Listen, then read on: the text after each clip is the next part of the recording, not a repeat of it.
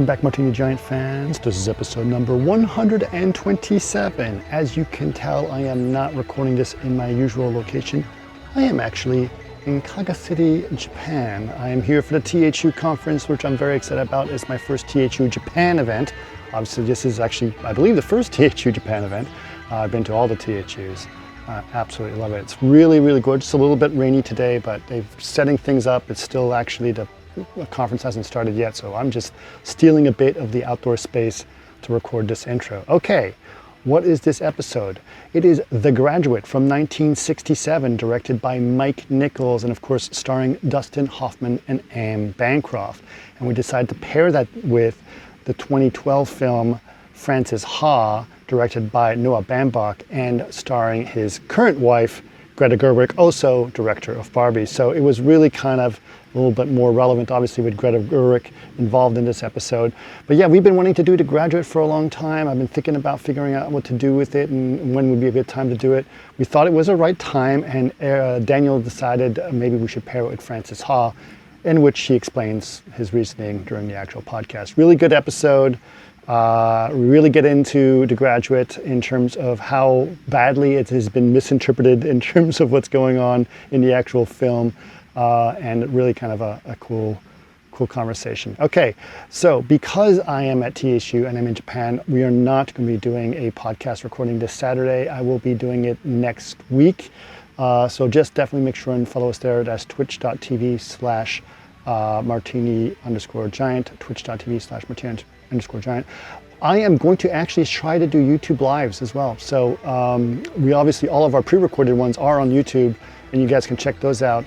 But if you want to subscribe to us there and get announcements when we go live, you can check that out as well. So that is going to be youtube.com/@martinigiant, youtube.com/@martinigiant.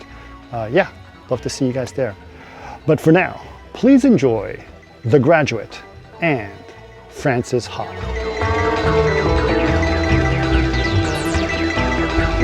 All right, so our movie choices for today are The Graduate and Frances Ha. Yep. So this was very good. I hadn't seen Frances Ha yet, so that was good for me. Mm-hmm. And let's see what else. The Graduate I've seen many, many, many times. It was good to see it again, though. I really love seeing it again. Yeah, I like this movie a lot. It's a good movie. And the reason we chose it is we've been doing either very current films or very serious films or sad films like The Last Picture Show, and The Graduate has been on the list for a while. The Last Picture Show mopped up all of the sad for at least the next few episodes. It's a sad mop. Yeah, it's a sadness mop. Full of sad. Yeah. You can stop sending the sad. So this was good to sort of get into and do this one. And do these two actually was pretty interesting. I have some thoughts about the film. Watching them again. Yeah. Well, one you had not seen before, so this is one I hadn't seen before, so it was fresh. Right. So I have all kinds of thoughts about it and want to hear about it. Have people in chat seen either of these movies? I'm assuming. So I didn't know that The Graduate, after its third year of being released, was in the top 10 highest grossing films of all time. No kidding, really? Yeah, Man, it made talk $100 about million on its experience, first year. Yeah. That's insane. Yeah, it's one of That's crazy. Yeah, I also just biggest found out. movie. It was the biggest movie ever released that year. That's nuts. So like up until Jaws, like that was the one they talked about. Like we have to come up with something like the Graduate verse. Well, it was 67. What's her name? Right? Who was Anne Bancroft, who was married to Mel Brooks. Yes, tell me the story. Mel Brooks. I didn't know until I was researching for the show that Dustin Hoffman, when he filmed this, was 30 and she was 36. Yes. Oh yeah, it's ridiculous. It's kind of ridiculous. Like he just looks boyish, and she looks a little frazzled because of all the smoking. The makeup and was good for her, but she was perfect. But yes, I didn't realize she was that young. Okay, yeah. Here's another little piece of trivia for you that's good. So Dustin Hoffman was cast for the producers. Oh, he would have been good too. Actually, Okay. yeah. I buy that. He was cast for the producers, but he asked Mel Brooks if he could audition for The Graduate, for which Anne Bancroft was already cast. Right. And he said, sure, go for it, because he didn't think he would get it, and he did. Right. And so he didn't go into the producers and went into The Graduate instead. Interesting. Yeah, because like I love Gene Wilder. I think Gene Wilder is terrific. Yeah. But I think that's a fair trade given what that role needs. Right. I think that's okay. I think that and you makes know who sense. was originally cast and was really pushing to be Ben was Frank Robert Sinatra. Redford. Was it really? Redford. See, that would have been right. And Mike Nichols said, no way. No, he's too attractive. Ben has That's to be- exactly what he said. It's like, have you ever been rejected by a girl? Yeah, and he it's goes, just what do you impossible. mean? He goes, exactly what I'm talking Yeah, about. exactly. What do you mean? What do you mean? Does that happen to people? What do you mean? I just get any girl I want. Yeah. I love That's me the some Redford. perfect That's- response. Like, yeah. what are you talking about? Forget Forget it. I'm sorry, you said a sentence, but I don't understand the words. Yeah, that's got to be true. Yeah. Like I feel like the Have you ever been poor? I don't understand. poor. What are you talking How much about? does a pizza cost, Robert? $7,000. I don't know. You know, unfortunately and sad, I think that was with Bush, the first Bush, 40. Oh, yeah. He was in that situation at a supermarket, and he just was like, Bush how much Jr.? is that? No, senior, when he was campaigning against Clinton. And he was a supermarket checkout. He didn't No even know fucking any idea. of the process. And he was like, wait a minute, how So much is what, that? just It walk was out like, with this? What do I do? don't, like, this is your first time in a supermarket Oh in my like, what, God. 50 years? Yeah, He exactly. completely was like, Dumbfounded. wait, that's a register? And he was like, Yeah. what do I do? You Will put it Ferrell on the- used to do, remember he used to do a Bush Jr. impression and That was good. Oh, yeah, but that's pretty good. what's his name did He The did this senior thing where well. he did this thing where he took like a bunch of like rolled up money out of his pocket and goes, how much is this many? How much is this many? How much is this many? Go ahead, Eric. What was the other one you were saying? who was the guy that did Bush Senior well? from Oh, Saturday Dana Night Live? Carvey. Dana Carvey. He was that was dead on. Yeah.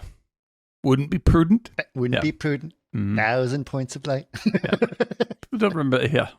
Good girl. Man, I pine for those days. That's all we had to complain when about. we used to those make guys. fun of someone because they couldn't spell potato. Yeah. Oh, those are the good old days. That was Thank God. Dan Quayle. Dan right? Quayle. Nice. Yes. Yeah, Good old Dan probably Quayle. a freaking genius right now compared Yeah, to what we've compared. got going Yeah, on. he's the times they have changed. What can Yeah, we say? they have changed. What can we say? Okay, so so as I said, Mike says he's seen The Graduate. He hasn't seen Frances Ha, so he was in the same boat as I was. Right. But yeah, I liked the. Oh yeah, and speaking of Murphy Brown, Jason, Candice Bergen was supposed to play Anne Bancroft's character alongside Robert Redford. Wow. That would have been weird. See, now, really, Candy like, baby. yeah, I because love when like, you say "candy, baby." like you know, Chris, that agents around 1970, 71, when they're going to friends' homes in Bel Air and she was there, they'd be like, Candy baby. You know, like that was Yeah. just Candy. Candy baby. I think I parked behind you, the valet guy. I How lord are you in Domino sweetheart? Principle. Yeah, fantastic. Sweetheart, you're fantastic. Oh Lord, That's yeah. totally it. And yeah, Candy baby. Candy baby. He That did not like her father. No. She didn't. No, because her father was a huge hardcore right wing. No. Fun. That's a good time. Yeah. Was he really? Well, yeah, he was along the Bob Hope post-war Right. Truman guys, right? Yeah. Yeah. And she was a hippie. Very. There it is. Yeah. She was a hippie anti-war person. And she was almost killed by Charles Manson. Yeah, Oh, that's really? right. Yeah. Yeah. Yeah. Yeah. Because she was dating Doris Day's son, who was a rock promoter, who I think they based the Limey guy off of, Peter Fonda Right. off of. And Sebring was his last name, and he produced the Beach Boys. That's right. They took Charles up to the house because the Dennis Wilson, the drummer for the Beach Boys, was like, "Can you produce Charlie's album?" So then when they moved out and rented it to what's her name? Andy? Polanski. Oh. Yep. What's her name? So that's Sharon Tate. Sharon Tate.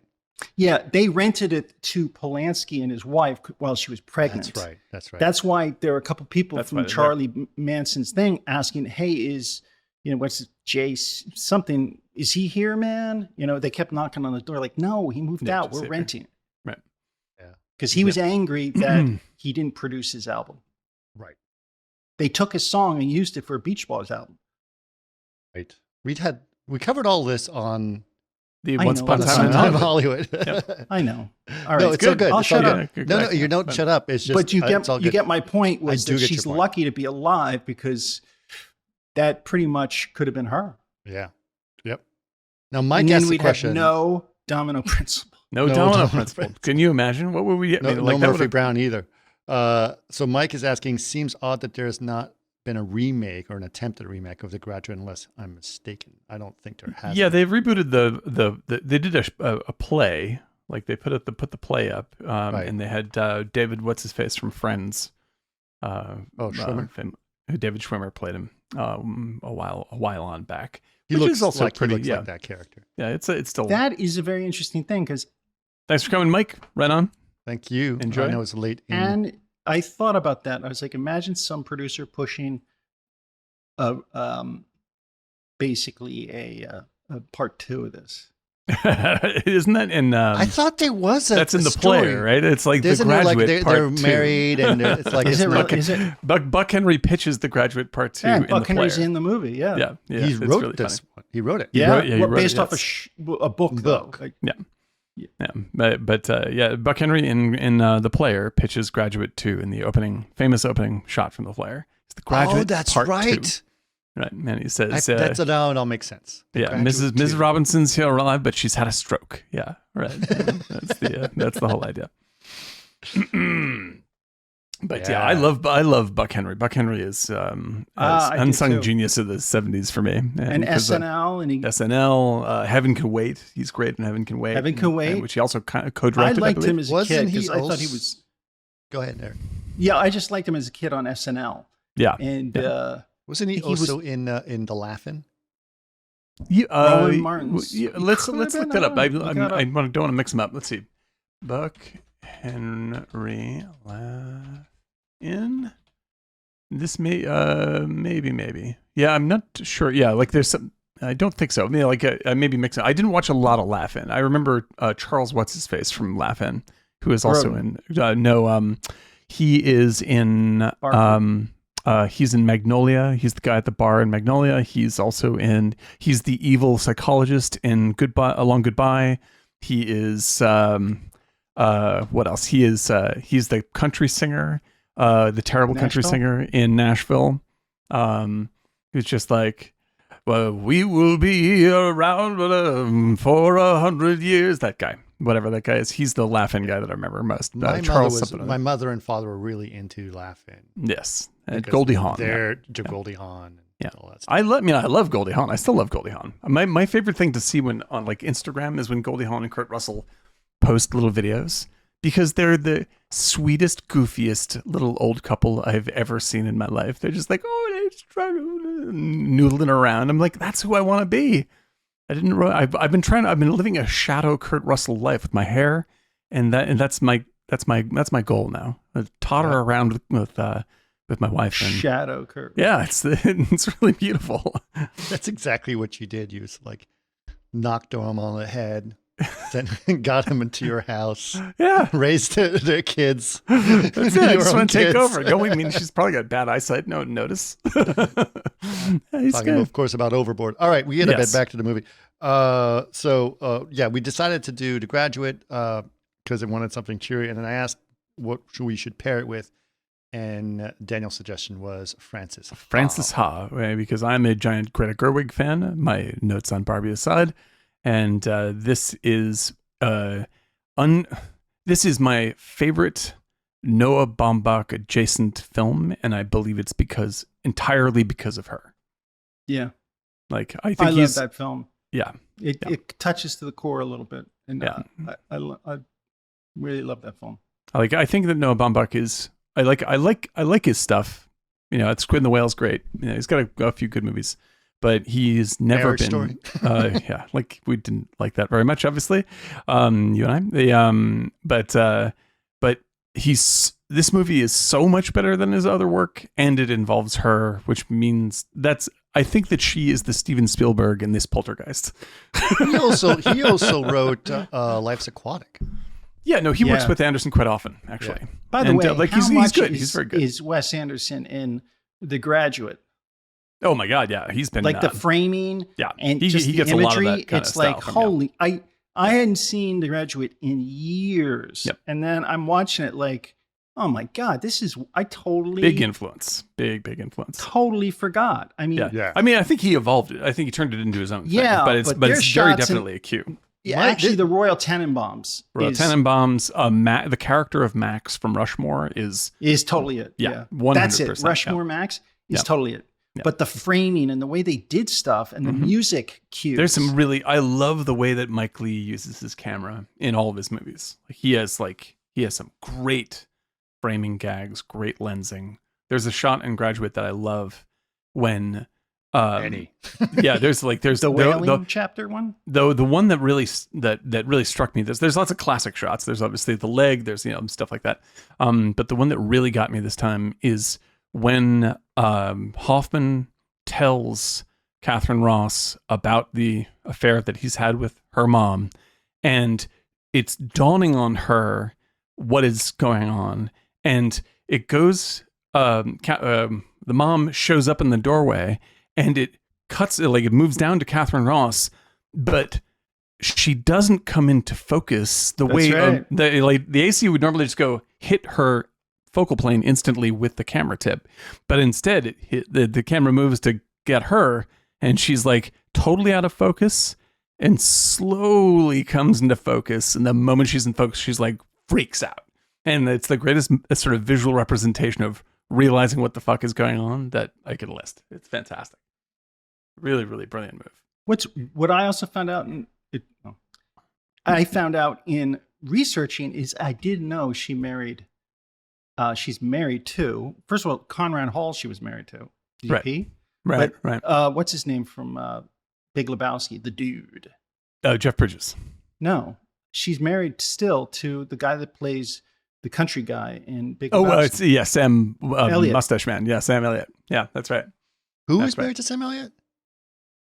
Rob, the girl that plays Elaine. They've been married 40 years. Catherine Ross. I like Catherine Ross. I think she's good. I really like her in Butch Cassidy. I think she's great in Butch Cassidy. Right. Raindrops keep on. I know. It's just the first thing you said. Yeah. I can just think of her on a bicycle. It's like, yeah. It's just what if we did a podcast and the whole time you guys are talking, I'm like, that's still I love that movie, and I love how little that song works in that movie. And I have a bowler hat. Yeah, I'm riding on a bicycle on your chest. So in just one screen, and I have a bicycle. It cuts to a bunch of stills of our history through Martini Giant as we go to the West Coast, get on a steamer. But yeah, I think that the casting of this movie is interesting to me. First of all, as you already pointed out, that there's barely an age gap between the stars. Yeah, actually, there's only 6 years difference between her and her daughter, which is just sort of it just looks a little bit weird. You completely buy it. It's their performance. They do a little bit with makeup, but the casting is perfect, and it's especially with her performance is so commanding that she utterly owns the show. I would say that it is interesting. If I had cast this movie and I'm about the same, maybe not same time period, but I would have gone for get fucking Ron Howard and Frau Blucher. What's her name? Who's great at why am I Last Picture Show? Yes, Last Picture Show. Yeah, someone who is actually much older than Jacques like, because I think that like yeah, Darling. Take the clothes off. right. Cloris Leachman. Cloris Leachman, circa 1980. Imagine if it was George Hamilton and Jean-Jacques Gabor. Now there's a movie. Okay, I accept They were that. a little bit old, but it was dynamite. Darling, I have to go to school and study and be smart. I can't. She sounds like Dracula. But yeah, but like I would have, because the movie that I truly The daughter's love, played by Terry Garr. yeah, like oh my god, yes. Now we're talking. Like I think that the movie that I truly love, that I don't know if we've covered on Martini Giant, is Harold and Maude, right? Yeah, we've I love talked about it. Harold and We haven't done it yet. Yeah, I love that film a lot and steal from it sometimes. It's so, but I also love Goodbye Columbus. yes, true. But Harold and Maude is like, if you talk about movies that you couldn't get made today, I legitimately think you could not get that made today at all. I don't think you can get The Graduate made today. There's no way you can get The Graduate made today. By the way, I should note The Graduate rated PG. Yes, that's right. Even though it is very much about what would normally be considered R-rated subject matter. This could almost be rated X today, standard. Yeah, like, or NC-17. It would be, yeah, it might venture into How NC-17. strange is that? Just because What people the hell like happened to us? Yeah, well, Egypt. but yeah, this is the kind of stuff that like they had to cast within the range they did because they were softballing it so it would hit a wider audience. Yeah. Do you think this is Mike Nichols' best film? Because No, definitely not. Definitely. What's his best film? His follow up to this, Catch-22. Catch-22. 10 times better and totally forgotten. Mm. But this is a very good movie. I It's like a this great movie a film. lot. Like I like this movie a lot. This is pretty.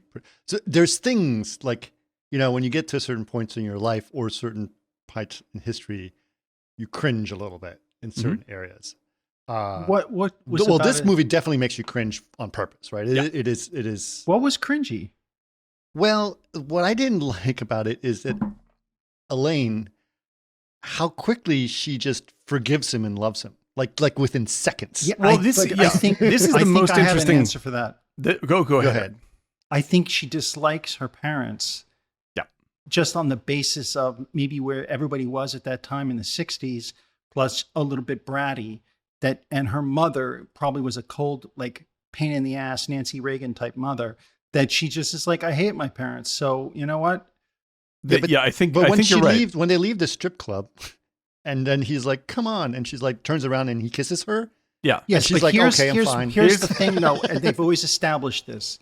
She knew, she's so smart, when they're outside the Ambassador Hotel, which is pretending to be the Taft Hotel. Right. She's like, you had an affair, because everybody was saying, hi, Mr. Blah, blah, blah. Yeah, right. And she's smart. So she's always a step ahead of Dustin Hoffman. She picks things up. So that's why I feel like, whatever you just said, I always felt she was the smarter of the two. I agree with you, Eric. And to underscore that, what I would like to say is, like, without a few key moments in this movie, I would not like this movie. But there's very, very important things that happen in this movie that give you a window into what this movie is actually about. Because, like, I think your read, Chris, is totally on point in that they don't do anything to, like, they just let her be sort of a pushover in this movie. Right. Which is confusing because she goes to Berkeley. Right. Which I was going to say, like the fact that she goes to Berkeley and you see these little windows into her life outside of this, which makes me go, that this is bullshit. It's all bullshit. Like, she is as much of a manipulator as he is, as Mrs. Robinson She's is, her as everybody mother. is. Like everybody here is actually lying to themselves and a very selfish person. Yes. And they're Now- playing out scenes that they want to play out Yeah. because it gives them a sense of drama in their lives. Like when Mrs. Robinson first sees him at the church in the end, like her milquetoast husband, played by the amazing mayor from Jaws, like he's like, I'm going to go and stop him. And she's like, no, you're not. Like you can see that she's fucking savoring this moment, that everything is ruined is what she really wants. Like she wants everything and everyone to feel as badly as she does for her own choices. Like, everything is fucking awful. Good. That's what she wants. And like, I think that Murray, what's up, the henpecked husband there? Like, I think he wants what he gets. I think that Catherine Ross wants what she gets, and I think that Dustin Hoffman acts the way he wants. It's just that because we see that he's acting selfishly, because we see the other side of all the things he's doing. He's being this verging on creepy stalker, pushy asshole. Like, you feel more sympathy towards him because you're with him all the time. But I believe all these characters are exactly like him. Like, I don't like anybody in this movie. I think they're all really terrible awful, people. yes. Yeah. But just quickly, I think some of her anger too comes from she's so intuitive, Catherine Ross. I think she dislikes her parents because she probably knew her mother was cheating on her father for so long, right? That she just has lost respect in them. But she kind of plays along because they have money. If she thought that her mother's story about being raped by Dustin Hoffman were true, she wouldn't even be in the same room with him. Like, that wouldn't even, she's not gonna be someone who goes to Berkeley and then just like, I guess I'll give this rapist a chance. Like, that's not even gonna happen. Like, maybe we should explain this for those who haven't seen the movie. Right. Because it's not going to make any sense. And that's kind of the point of this podcast. Well, let's just get started. Let's talk our way through it. Okay. So, The Graduate by Mike Nichols, rather, not Mike Nichols. You said that earlier, and I was thinking the English. Sorry. Directed by Mike Nichols, starring Dustin Hoffman, Catherine Ross, and Bancroft. And Anne Bancroft plays Mrs. Robinson. The entire movie is the soundtrack of Simon and Garfunkel. Yes, exactly. Multiple times. The same song many times. Needle drops ever. There's some great ones. Yeah.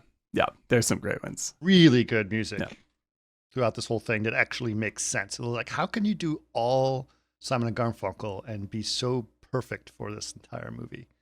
Really good. And I also want to say that we have to give a shout out to we mentioned him before, but the amazing Murray Hamilton from Jaws, the mayor from Jaws. This is his other great role as the alcoholic douchebag husband. Partner. Yeah, hysterically funny. He also in Parallax or one of those movies? No, he's in. No, you're thinking of William Daniels, who I was also going to bring up, who's in Parallax View, and he plays the dad of Dustin Hoffman, who's amazing. He's also amazing in this movie, and also the voice of Kit on Knight Rider. Yes, exactly. So he's an all-timer. He's in the pantheon, obviously. He's got a very like a voice that you recognize. He always talks like, like just a second. Just a second. Exactly. It's almost like a light version of Lemon, Jack Lemmon.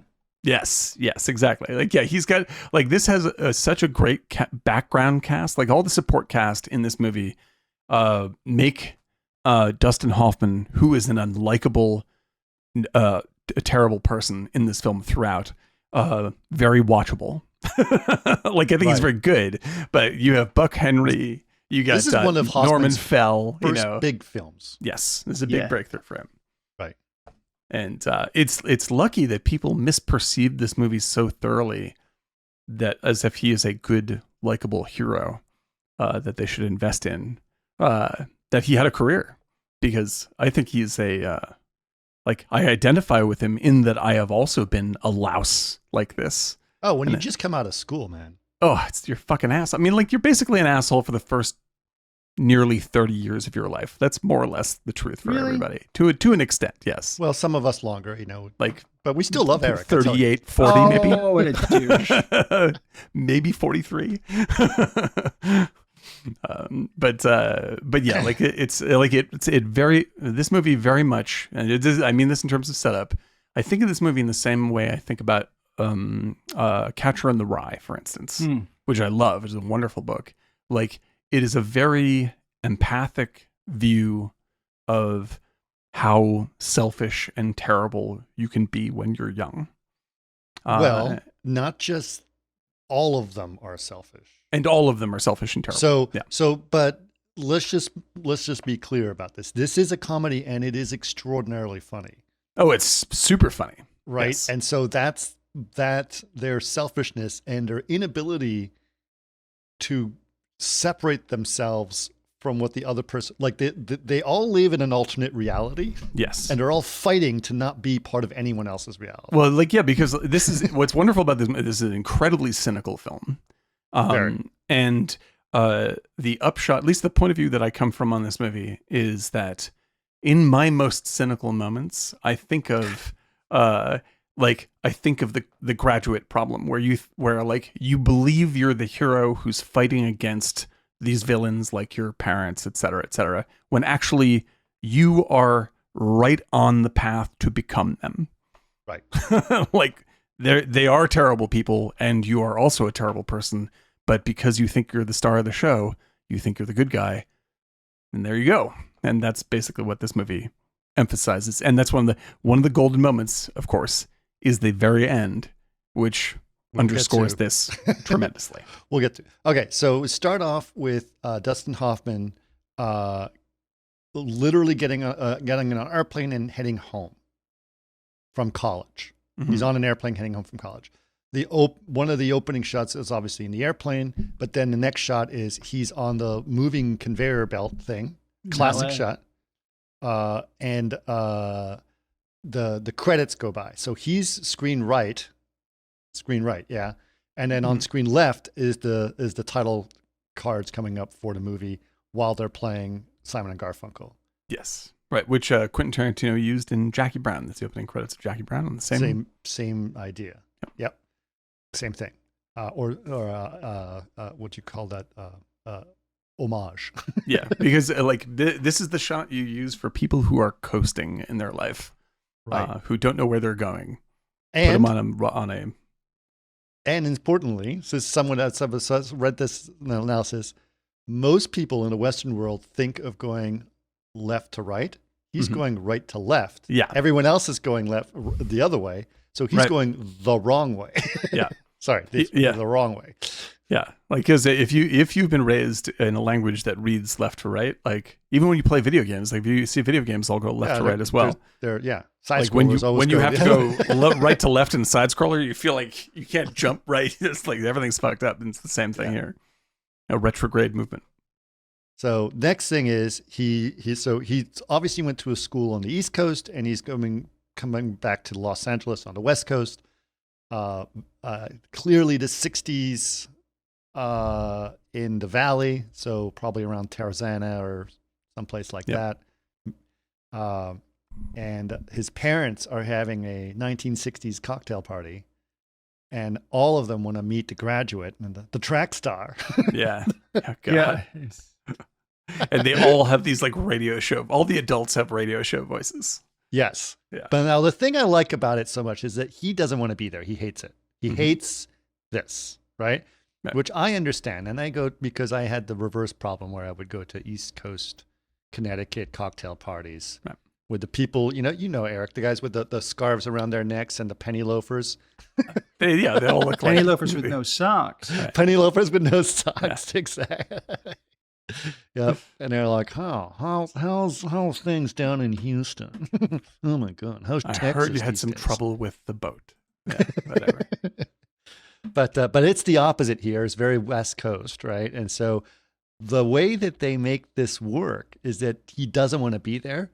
They use a very long lens and they make it very tight on him. So it just feels hugely when he hits the party claustrophobic. is my favorite shot. Like when he goes down the party and like you don't leave his face at all. And you just have faces coming into the shot.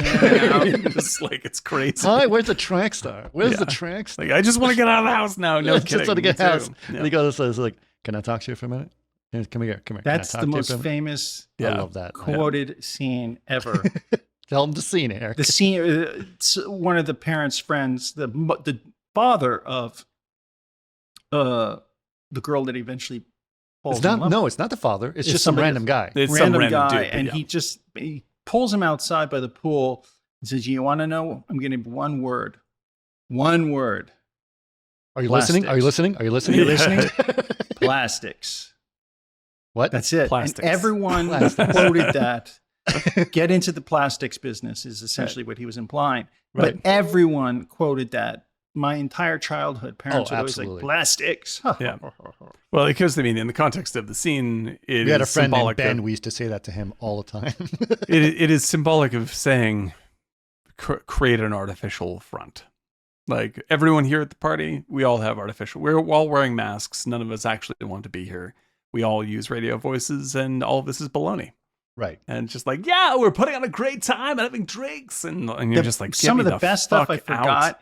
is like when they were like mixing drinks and they had like the bottles of booze, bourbon in these Kon-Tiki kind of Hawaiian Those- sculptures. yeah, Yeah. the Oh, so decanters. yeah.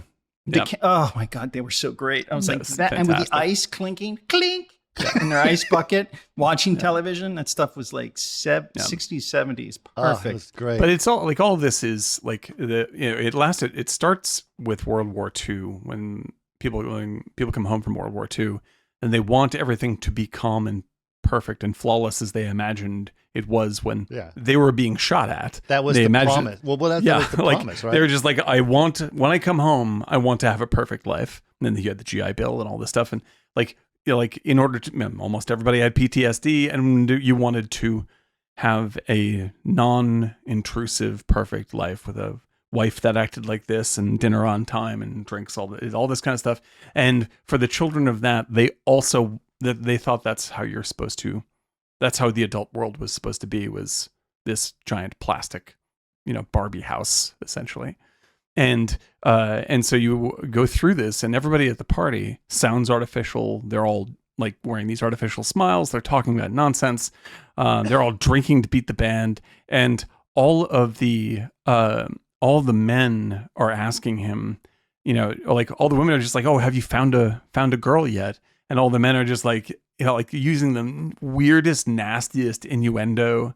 Because essentially they sow your seeds. Yeah, sow your wild oats and all this kind of stuff. Because they are living in sexless marriages and they want to project themselves into this young man who can go out and get laid all the time. This guy can get laid all the time. Yeah, and they want to play out their fantasy by fantasizing with this guy publicly about all the people that he can go and fuck.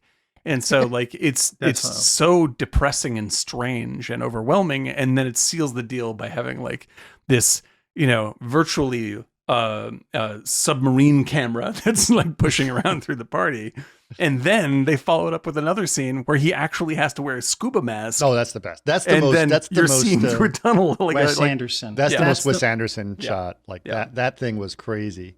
Yeah. But yeah. So he's constantly trying to get away. It's like, is that your car out back? And it's like, they bought him an Alfa Romeo for his graduation, right? Right.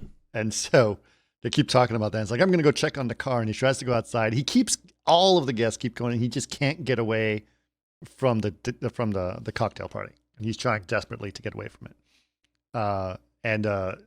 He tries to get outside. Then like someone comes through the door at him and he's like, no, I was just going upstairs. And then he tries to get upstairs. Finally, he gets upstairs. And then Anne Bancroft walks in playing Mrs. Robinson. By the way, Ben and Elaine are the only two characters that have a first name in this whole movie. Right. Everyone else is known by their last name. Yes. Yeah. So Mrs. Robinson walks in, and who is, we find out she is the mother of his father's, wife of his father's partner. Yes. And his business partner.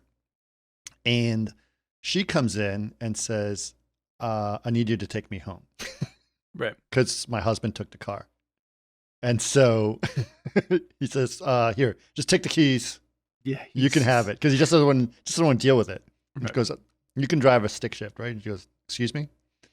No, you better take me home. She's so persistent. It's unbelievable. And she keeps on like framing it as if it's his idea. Like eventually he's like takes her home and all this stuff. And she's luring him deeper into the house, but not luring him in the way of just like, come and have sex with me. She's just like, no, this is the way I live my life. I can't turn the light on. What? Yeah, could you go and do this for me? Thanks very and much. see. And all this Thanks stuff. very much. And he's getting, through sheer politeness, cornered deeper and deeper into the house. Not and- politeness. Well, yeah, meaning that he doesn't want to be rude to her. You know what it's like? It's like girl with a semi-annoyed. dragon tattoo. Right. Yeah. Right. Exactly. He doesn't want to be impolite. And it's like, which is, for anyone who didn't get that reference, this is Chris and I bring this up all the time. The best moment in Girl with a Dragon Tattoo is like the dude who is obviously the killer, the guy who the main character knows is the killer, and then sees him outside the killer's house and goes, "Why don't you come on in for a drink?"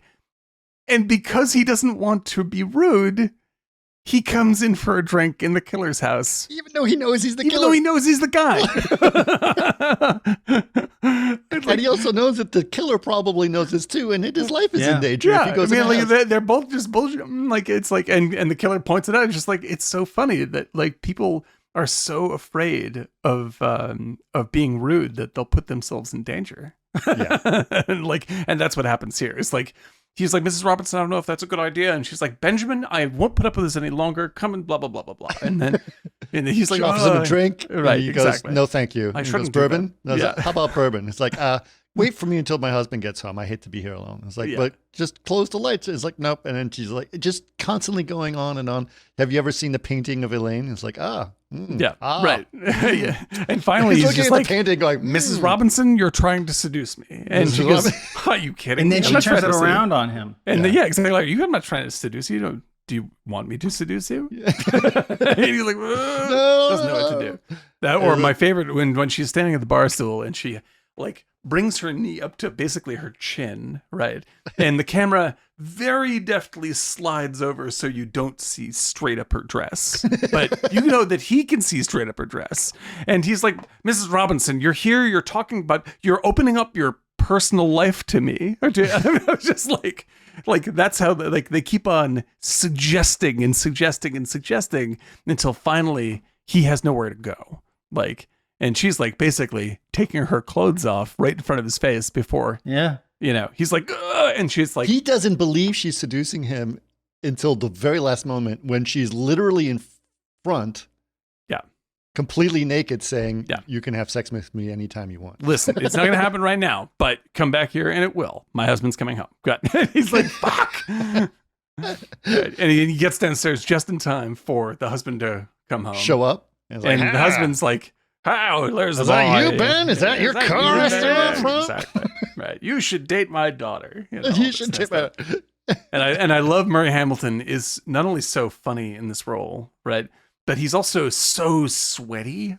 Like, he's constantly just filmed, and like they give him really harsh light all the time, so it's like he looks really sort of like this weird little homunculus, and they spray his face down in every scene. So like, "Oh, Ben," and you're just like, "What is wrong? This guy's gonna like keel over?" And he's an alcoholic. Yeah, he's just like, Did you guys watch Schitt's Creek, right? You guys have seen the whole series? Yeah, hilarious. Do you remember the guy that's going to buy the town?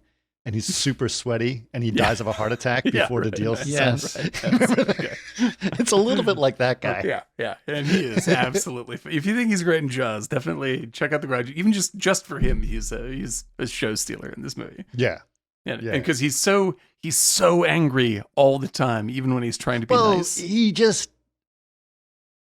has a sense of aggression to him. He's so aggrieved. He hates his wife. He hates his position. What's important for this is that when he's home, he comes home. This is the first time we meet him, right? Yeah. Right? When he comes home, he's got golf clubs, of course. Right.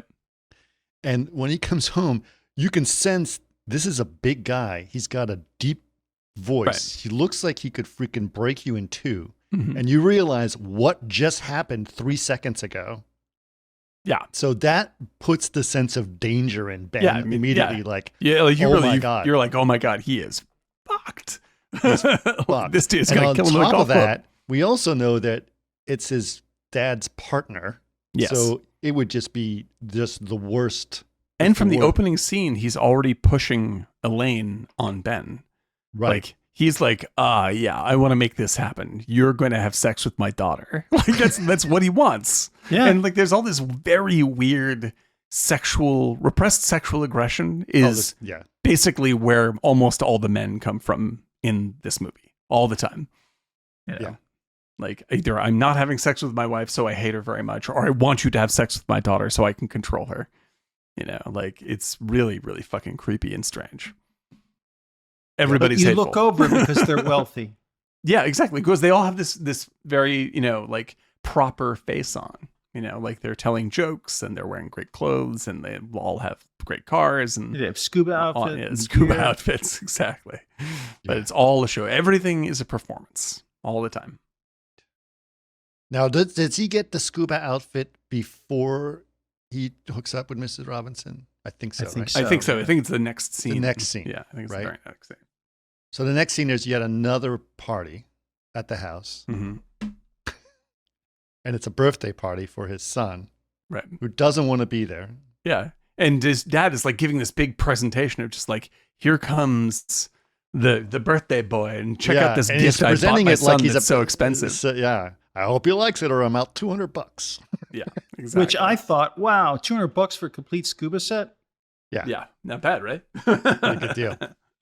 So yes, so of course he opens the door to his dad. Can we talk about this, Dad? It was totally Wes Anderson, the way Yes. he was fully Oh, geared up in the kitchen and he's walking and then they go to the point of view. Yeah, it's like Life's Aquatic. Yeah, Yeah. very much so. Very much so. Yeah, for sure. And so they open the sliding door because the big reveal. We are revealed what the audience is going to see for before, but there's always it's like, oh shit. He keeps talking about his son's present, or doesn't say what it is, and then opens the door and we see him center framed, Wes Anderson style, as Eric said, and he is in a full scuba suit with a spear gun. Yeah. Holding Yeah. a spear gun, which is also hilarious. Yeah, like serious, those will kill you. Yeah. That's the it was idea. not armed, but yes. but yeah, because the rubber bands were not pulled down. But he still has his flippers on, which is also hilarious because that just people walking with flippers outside of water is just the funniest thing in the world. Right. And I have to say, like the thing that really struck me in this movie, in terms of, because we were saying how much this was an influence on Anderson. Anderson takes all this and makes it very rectilinear. You know, it's the same kind of humor and the same kinds of setups, but then He makes it like a portrait. he makes it like a portrait. A But painting. for me, when They're I was just watching it, like stills. especially when a lot of the sort of the musical, because there's lots of like 50s lounge music playing in these sequences for comedic effect, like run dun dun dun dun dun kind of stuff is playing, and it's like it's music that is playing in the party or whatever it is, but the timing and the way it works out is for ironic effect. All of this stuff and the way that Nichols uses his camera is from Lolita and Dr. Strangelove. Like this is very, very strongly influenced by Kubrick's comedic. They also were design. saying a lot of the British directors influenced him. Oh, for sure, yeah. I mean, I think that's true Their for comedies Kubrick. like Alfie. Yeah, I think that's very true for Kubrick. But this is like that is the like this in terms of bringing it into the American vein. Like I think that Kubrick really introduced a lot of this because he introduces it and like it makes it very noir, but keeps the comedy in there. Like Lolita, like all of the party stuff from Lolita is identical to the party stuff from Graduate, and it's only a few years after when Graduate comes out. And many of the weirder angles are very Strange Lovian, only in color. But if you like those movies, Strange this is Lovian? a Strange Lovian. That's Luvian. But if you like those movies, this sort of fits in the same grim, cynical, slightly cartoonish humor. Yes. Yes. So the famous thing, which is interesting, I'll have to, because I misremember some of the things, right? So they have a pool in the backyard. He flip-flops over to the pool, and the entire camera is from within his mask. So you see around the camera, like around the frame, it's just the mask. And all you can hear is the very muffled, faint sounds from outside, but mostly his breathing from the... Yeah. It's really fun. And speaking of influences, 2001 came out after this, right? Yeah. This feels very much like the Dave Bowman gag in the end of 2001. You And think I'm so? like, I'm like, did Kubrick see The Graduate and be like, I know how we're gonna do this? Because He stole from me, I'll steal from him. it's so funny. Yeah. Yeah. So he goes into the pool slowly. He goes under the water. He tries to Just get out sits from there. under the water, and his dad pushes his head back Yeah. under. Yes, exactly. And then he's at the Symbolic as hell. bottom of the pool. There's a shot of him at the bottom of the pool, just sitting there, doing nothing, just breathing through his scuba gear. Yeah. Which I think was also very funny. Now, I remember that scene as it going to Hello Darkness, My Old Friend, Right. but it doesn't. It actually does another song, but I forgot what. Hello Darkness is actually the opening song. It is. Yeah. Yeah. And it's Scarborough also Fair. Yep. And Scarborough Fair keeps up. but six it's times. also when he's in the pool floating around doing Sound of nothing all day. Silence is the Yeah. song. Sound of Silence. Yes. Yeah. Sound of Silence. Yeah. But I we would just think of figure the Ben that like Affleck that's what he did when he's under the pool, but it's That was- not. It's when I he's- got that joke. What was that, Eric? I missed it. Sorry. the Ben Affleck. Hello, darkness. It's like amazing. Then one of my all-time favorite memes, Ben Affleck, and then interviewing. Yeah, somebody Hello, else was darkness, talking. my- And then Brandon so was- good.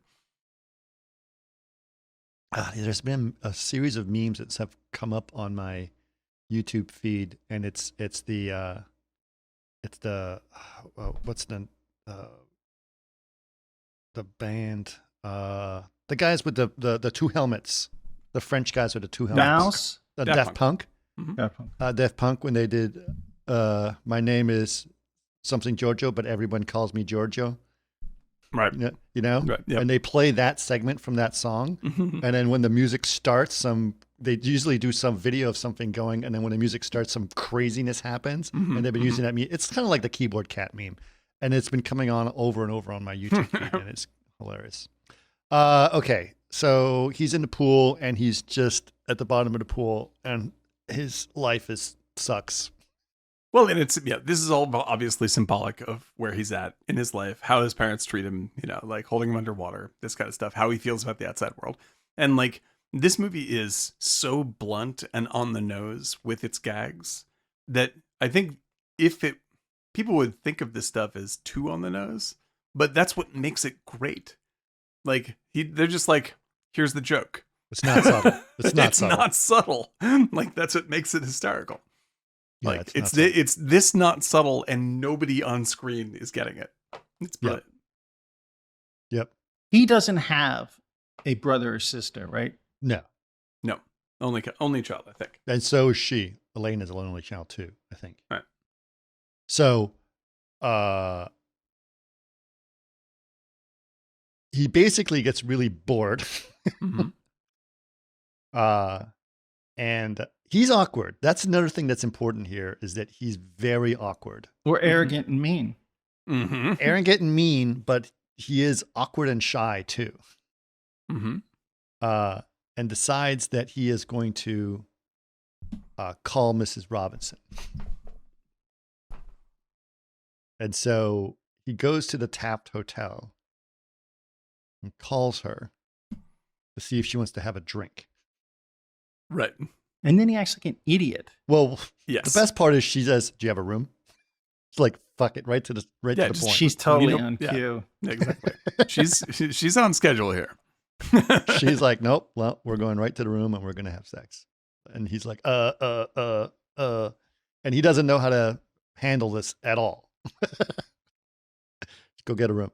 Did you get around? Should I And get one? he's so Do you want me to clumsy and get one? stupid, but yet she deals with it. Oh yeah, he's fine. I mean, she mostly thinks it's kind of charming. Does she? Yeah, I mean, like she doesn't get irritated with him until it becomes useful to control About him. her daughter. Right. Yeah, and but then that's when that's she gets later. mad. Yeah. Yeah. Then like she uses, and especially in the ensuing argument that comes up in the scene, like she uses things like, Benjamin, it's time to blah blah blah, that kind of stuff. Not because she's actually irritated, but because it controls him really well. She's acting this like an upset angry mother. Angry mother. Right. Yeah. No, she's not really pissed off. Like, I mean, so you see her doing the angry mother thing, but you see like this sort of like little smile that's honest. Like She's manipulative, and that she knows it's manipulative. Well, Mhm. she's known him since he was a kid, right? Yeah, So- because he's a little boy. And so she's been with him when he was a little kid at birthday parties and probably Right. had like play dates with his daughter. Right. Right. So she was like a, mom to him in some cases, which is what's really disturbing about it. I mean, all of this, I mean, it's layers on layers because, I mean, this is true for like all the guys in this movie. Right. Like they're all deeply messed up. And especially we learn later about her past. But Right. they meet at Yeah, I didn't go ahead. I didn't Eric. think they were deeply messed up. I think I saw them as just kind of saturated with with money, and yes, Yeah. in perspective they're deeply messed up, but Well, the meaning, what I mean by deeply messed up is that all of their sexual expression comes at because it has nothing to do with sex. It has to do with frustration and control. Like they feel that's like they all have, it is control. That's literally it. Like these are people that feel like they have everything, but they have everything but control of their lives. And so they take it out. They have on everything, and Yeah. is what you said, but they don't. I also feel like coming from an environment, I guess in retrospect, very much like that. I feel like the parents have this wealth and comfort, but they don't know what to do with it. Mhm. Very much like Dustin Hoffman and her at the end, they don't really have a plan B. They don't Yeah. know. They run out, and They don't know what they they're go. doing. They don't don't know know what what they want. Yeah. They don't know if they want Even to be with together. everything, They don't know. and the parents are Everything's like been that as performance. well. Right. And she, the mother who's having the affair, doesn't know what she kind of knew what she wanted. She knew, but it was taken away from her. Yeah. And she actually was the one with probably the most potential because she was, or at least she said, this is what I wanted in life, but it kind of threw me. Right. And, by the way she bosses him around, she kind of knows what she wants. Yeah. What she- Everybody else doesn't. Yeah. Like what she ultimately She wants is the smartest of all Yeah. the adults. she's the only one who Or has an she just knows what she wants in life. Yeah, she knows what she wants right now, and that's revenge on the rest of the world.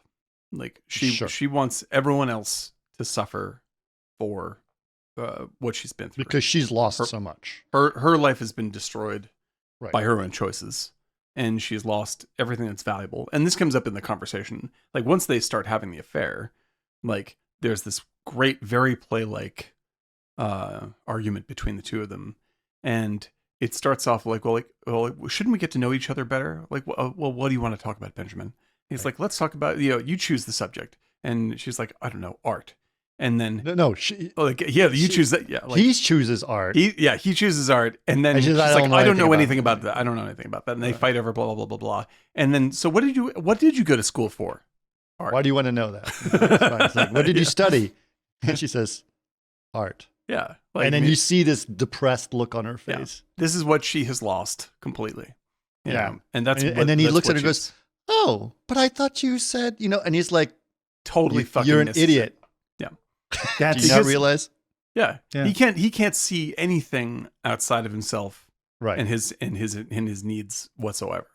Right. He's angry at his parents, and so he's, Yeah. so he's doing this. She's angry at the world, so she's doing this. Yeah. Same, and this goes on for every single character. Yeah. Nobody is actually doing the thing that they need to make their life better. They're acting out. Everybody But is yet acting you out. like the characters. It's kind of like Succession before Succession. Yeah, like you empathize with them totally. In fact, like I felt more empathy towards Mrs. Robinson in this viewing than any other viewing. Like I That's felt because you're really, her age. yeah, like I was just like, yeah, I know how disappointing things can be sometimes. Yeah. And I can see making these mistakes. Like where you just let parts of your life get away from you. Sure. Yeah. So I do want to talk a little bit about like some of the key moments of the first seduction because it was hilarious. This obviously goes on a while. Let's just put it this way: lots of hijinks, right? Mhm. So hijinks. he's trying to get a room, but he's embarrassed and he doesn't know how to just be cool, you know? Yeah. Right. So he tries to get a room, and Buck Henry is the hotel man, the guy behind the counter at the hotel, at the reception. And he's like, you just sign the register, and he signs, and then he takes the paper away and says, "Is there a problem?" "Nope, no problem." And he just puts it, because he realizes he used his actual name for the room. Right. He wants to use a different name. And it's just all kinds of like, you know, do you have any bags? Yep, I just a toothbrush, and like, I can get my bag. I'll get the bellhop to help you. No, I don't need any help. Just awkward. Yep. Right. It's just, and you can see Buck Henry is just watching this whole thing. He's playing the concierge, and he's just like, "Very good, sir," because he sees this fucking all the time. Like half the people that are at the hotel are having affairs, Right. and you're just like, of course, yes, whatever you like, sir. Like, I know you're lying. Everyone here knows they're lying, so it's whatever you want to say. It's fine. And then she finally meets her at the bar.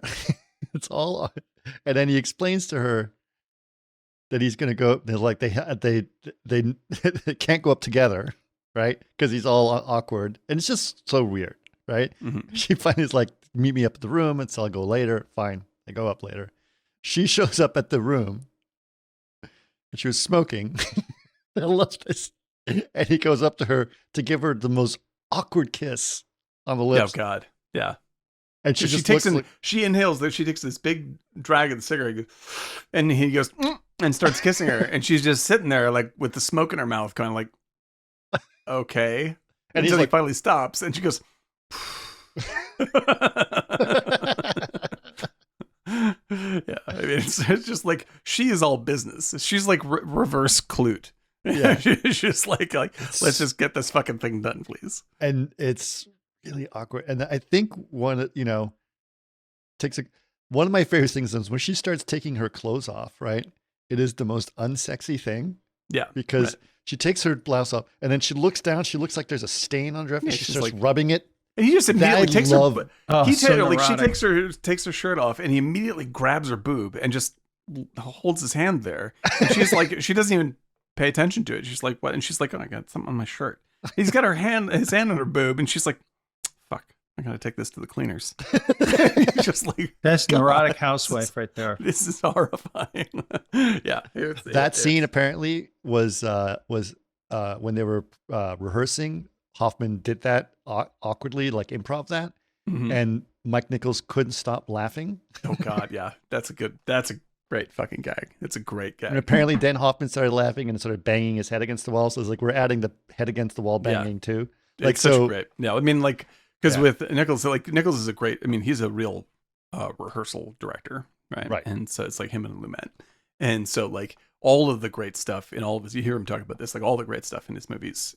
It's because they rehearse the fuck out of these things and let people, if you improv correctly, like you're improving in rehearsal and you grab these little bits. Like you include it in the performance. Yeah. Yeah. So yes. So they finally, there's a lot of similarities, interestingly, between the Last Picture Show sex scene and this sex scene. Yep. Even though the other one is very sad and this one is very funny. Right. Yeah, I mean, because like when you do it right, like it's a very slight shift between tragic and comic. Oh yeah. Like you only have to change the tone slightly to have one or the other, and especially when the camera in The Graduate is just like it's just letting it happen. Like it's not showing you that it's funny. Like it's like these things are happening and nobody is saying anything and the camera's not commenting and you're like, this is horrible, and that's what's hysterical. Right. And that's something I think we've lost generally in comedy is that since just let it happen in front of the camera. Yeah, exactly. Like if something's going to be funny, it's going to be naturally funny. Don't like put a fucking bow on everything so you notice that it's funny. Right. Like let it emerge as funny, and then it plays well. Yeah. Play it straight is the best way to be funny. Yes. Oh yeah, but that's how the great comedies were done. Mm-hmm. I think there are moments in this film that I kind of question the funniness back then as compared to now, because we didn't pardon me, didn't have kind of the element of the stalker as we do today, right? So there are moments with his character that I just was like, it's not funny. Well, What do you mean by this is what do you I mean by a like, yeah. stalker? Because Well, he's a stalker in the movie. He's a stalker, Yeah. and He's a creep. and he does some things, particularly when she's at college, where Oh yeah. back then I it didn't would think come about so it. Later. What's this? It's later in the movie that he's the stalker. Yeah, Yeah. but you get this sense like it's not. I mean, in 1968, that was probably hilarious. He sat there all day and waited for her because like you it's know. certainly But like now it's like, you know what? Let's call the police. It's a well, strange. it's easier. There's certainly it's easier to see what Nichols is saying now than it was for audiences then. And I think that because I think that Nichols is not backing away from the idea that this guy's a fucking creep. Like Yeah, this is it all was a messed little up. bit King of Comedy. Yeah, it's a little king of comedy, and I think he understands Jerry. that completely. That's why the movie ends the way that it does. And yeah, fun's over, Jerry. That the, Jerry Langford. That's it. We're gonna sue. Yeah, but I think that Lee understands this, and he Nichols. God, I don't know why I keep on mixing those up.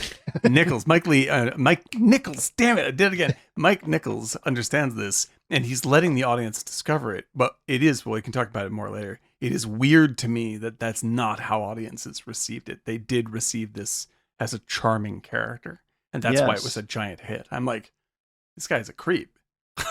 Like it's kind of like I've never not thought he's a creep. I mean, and I think he's a creep even more that now. is true for almost all movies that are super popular, right? Yeah. Like people thought Fight Club was about cool dudes. Yeah. That's like, that is not cool, man. The movie's telling you it's not cool. They're literally Like- telling you. Yeah. Yeah. Same Going thing out with of its way. Deliverance. It's like, oh, those country guys are so cool. They're just having fun. It's just They're just it's a having good old fun. country boy time. Who doesn't like pigs? Exactly. Oh, that scamp Ned Beatty. Oh, He's just he's in the loving woods What's like fun? that. it. Yeah, but There's anyway, a I think Robbie that's- Robertson song about Ned Beatty in Deliverance, which Man, is pretty that hilarious. is totally the end, man. Oh, God bless it. Pour one out for Robbie Robertson. That was a sad one. That was a sad Not one. Robbie Robinson, sorry. Robin Hitchcock. Oh, And yes. Egyptian. Okay. And the Egyptians, also Yes. excellent. Also excellent. But Yeah, no. Still alive. he is still alive, yes. Yes. But he did a whole song about Ned Beatty, I think. But Robbie Robinson, also a great musician, and I agree with you, Eric. Yeah. Sorry about that. Totally end of an era. That's what we have to do the last waltz again. I He think that's did the original version of what's it called? Broken Arrow, the song Broken Mhm. Arrow. I Really love that good. song. It's a beautiful. great song. I bought that album when I was in college, and Yeah. undergrad. I love Great. that Beautiful. with U2 on it. And Daniel Lanois, who was my favorite producer, produced it. And Yeah. Rod Stewart did a remake of it, or did a, Yeah. which was also fabulous. Yeah, I'm gonna say I like Rod Stewart. No one. That's one of the songs that even Rod Stewart should not have touched. I think he did. A perfectly I fine disagree. job. I think he did a great version of it. Robertson is so key Robbie in my Robertson's mind. version is flawless. Yeah. But Rod Stewart did an excellent version of it. I'm with you. I hear you. But there's certain sides. It's like a Casablanca thing where I'm just like, I bet you can do this as good, but please don't do this. Yeah. That's a real classic. But yes, There's certain I- remakes that are amazing. What was the Nine Inch Nails Hurt, right? And Oh, then yeah, Johnny it's great. Cash did that. Yeah, That's that's great. terrific. In fact, I think the guy, what's the Nine Inch Nails guy? What's his name? Trent Reznor. Trent Reznor went to Johnny Cash, says, "This song is now yours." 100%, man. Well, and like I would actually say, and no one's going to agree with me on this, I currently prefer the Trent Reznor version of the Immigrant Song. Oh yeah. Which I think is an absolutely terrific remake for Girl with the Dragon Tattoo. Like it was just like, that's some gold standard stuff right there. Oh, yes, I agree. Yeah. Speaking of Trent Also, Reznor, he actually owned. We were talking about Charles Manson, East Cielo Drive, the house where she was Mhm. murdered. Mhm. He owned that house at one point. No kidding. Yeah, he Didn't know did an album there, and he was so freaked out Yeah. that he moved out. I would not like to visit that house. that They tore it down. Yeah, that's best. was another great, That's a little too weird. another. What was I thinking? Oh, I had Zsa Zsa Gabor. No, there's some. There's Are some you great- going, darling, to Scarborough Fair? Darling. The Cure did Parsley, a sage, rosemary thyme. the rosemary at time. That's how you make a good goulash. You use a parsley, sage, a little rosemary, and some thyme, and you get a good goulash. Beautiful. Oh my God. The Cure did a really good remake of Purple Haze. Oh yeah, Amazing yeah. version of that. Oh, I just heard. I don't know why are we on remakes, Elson. Why did we get this? Actually, one of the best, if you ever want to listen, I'll put there's a couple different remakes that Put in chat. What's your favorite remake of a classic song? I will are good send ones. you an amazing couple. I'll put them in. All right. So keep Where going, were- folks. Okay, so speaking of amazing songs, the next part is he continues to have, you get the feeling that he's continuing to have an affair with her all summer, and he's bored out of his mind. And they do that as a montage. By the way, should be a freaking masterclass on how to do a montage Yeah. while classic. playing Sounds of Silence. Yeah, this is a great one. This is And one he of my goes favorite bits in of and movies. out of like from party to party to like, and it mixes from him walking through a party aimlessly to sleeping in bed with her to laying in the pool Yeah. and getting sun and walking Yeah. from room to room to sex to nothing. And it's just, And all these beautiful match cuts, so it all flows together in this languid, bizarre, aimlessness. aimlessness. That is that you get a sense of the addictive and boring nature of what is going on. Right. Jason says there's a remake of Istanbul. Who did the remake? Oh, it's They Might Be Giants remade Istanbul. Istanbul was originally recorded. I can't remember the original recording, but there's I thought that They Might Be Giants was the original version. No, there's a couple of great ones earlier. In fact, we were just talking about this on Discord. Yeah, like it's there's one in my mind. I can't remember who the singers are, but it's terrific, and it's from maybe the 60s or so. But yeah, I would say that like this movie captures there's like, it's very beautiful. Everything you're seeing is very beautiful and summer hazy and all this kind of stuff. But with the match cuts repeating and repeating and repeating, and this sort of drifty, sad song playing, like it brings you all the way through the emotions from total anxiety and goofiness and are they going, will they, won't they, to now this is just sort of rote, and now you can tell that Hoffman is in a totally empty space in his life. Like he doesn't know how to get out of this loop. And they're no longer doing this for fun. They're just doing it because it's the thing that's supporting them. They're bored. They're bored. Yep. And you can The thing see is, that this you is what didn't happens see to him everybody. prior in college, so it's kind of, you're already set to this character and how morose he is. There's no motivation for him to do anything in his life. Yeah, Right? exactly. Because he's rich, right? He's got it made. He's got it all. His parents will give him anything they want. He's somewhat rich, upper middle class rich. upper right? middle upper class. middle Like class. there's Right. nothing like there. He has everything is available to him, Right. and he ends up wanting things he doesn't have simply because he doesn't have them. Like, which is the fucking upper middle class curse. Right. Like this is like I've always I grew up on Cape Cod amongst very, very rich people. But our family was 0% rich.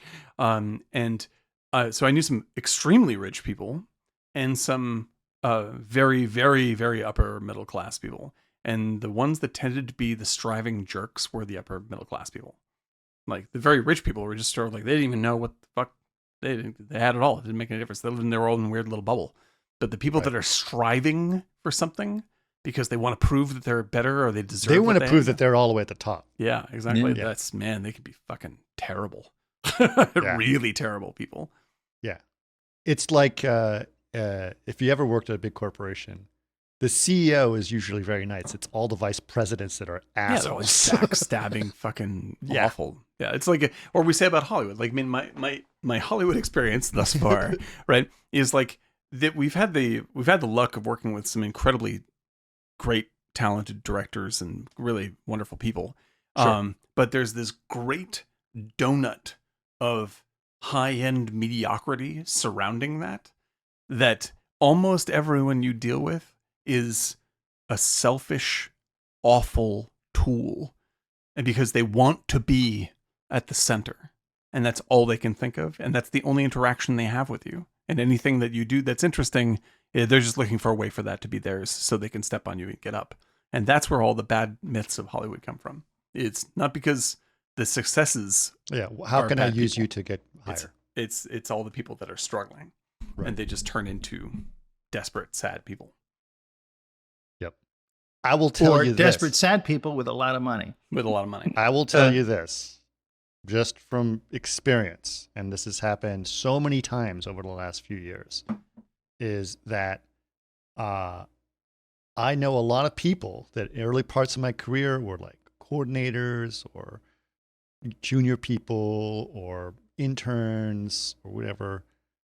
A lot of people that I have been interacting now, those people have turned into executive producers, heads of studios. Yep, absolutely. And are really good. So I've always treated everyone really well, and I have found that to be advantageous to me because now those people are like, "You were always so nice." Yeah, and the people that end up at the top because they're good at what they do, often end up being very kind along the way. Sure, because they're not concerned with trying to shove you under the bus. Like, they're just doing what they do because they love it, and they're trying to. I don't want to stereotype too much, but the ones that are the nicer ones tend to be women. Oh, yeah. You stereotype away, that's 100% the truth. Okay. Now, that one of the Like, reasons that's there are 100% fewer women at that position is because they don't backstab as much. Yeah. Like all, right? all of but if they have the opportunity to be there, they're going to do super, super well, and they're not going to backdstab. Well, yeah, because there's no people that are great producers. Sorry, that's a stereotype, but but people that are great producers are people that know that treating other people well, kindly, and organizing things equitably, that's what makes them successes. Yeah. And if the sexist thing that's going on here, if I'm going to be sexist, it's against men because most men will in this industry will get backstabby very quickly if they're self-conscious, and they will and this fucks you. If you act like that, you will not get where you want to go. All right, I'm going to make one last point about this because this is important. Then we're going to go back to the story. But the in the position of producer, when people are like, "How do I get people to do things?" The women producers tend to find a really good way of getting people to do what they need to do to get the job done, right?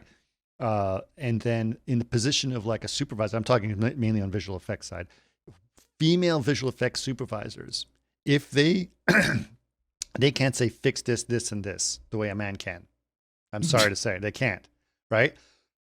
Because I've known some very good producer or visual effects supervisor. They're like, they act the same way because of the way that men react to being directed by women. The minute they do that, a lot of people say, "Oh man, what a bitch." Yeah, no, men react very self-conscious men react extremely poorly to being directed by women. Yes, and then that's what happens. If the only way they're supposed to do it is ask kindly, "Can you please fix this? Could you please do this?" Yes. And this bullshit. Yeah. And I've known some very talented female visual effects supervisors, and they get treated that way, and that's been the thing. And they're like, "Oh," and I don't know if men realize they're doing that. Right. But well, because witnessed it. They anyone who's telling them, if it's a guy telling them what to do, they'll still be mad, but then they see it as it's competition. Where if it's a woman, they feel demeaned. They literally use the B word. Yeah, it's really fucking strange. It's really weird, and so it's uniform. So and I think that's just true. I think that you especially amongst male artists, you get a lot of bad self-consciousness problems that express themselves in pretty atrocious ways Yeah. like that.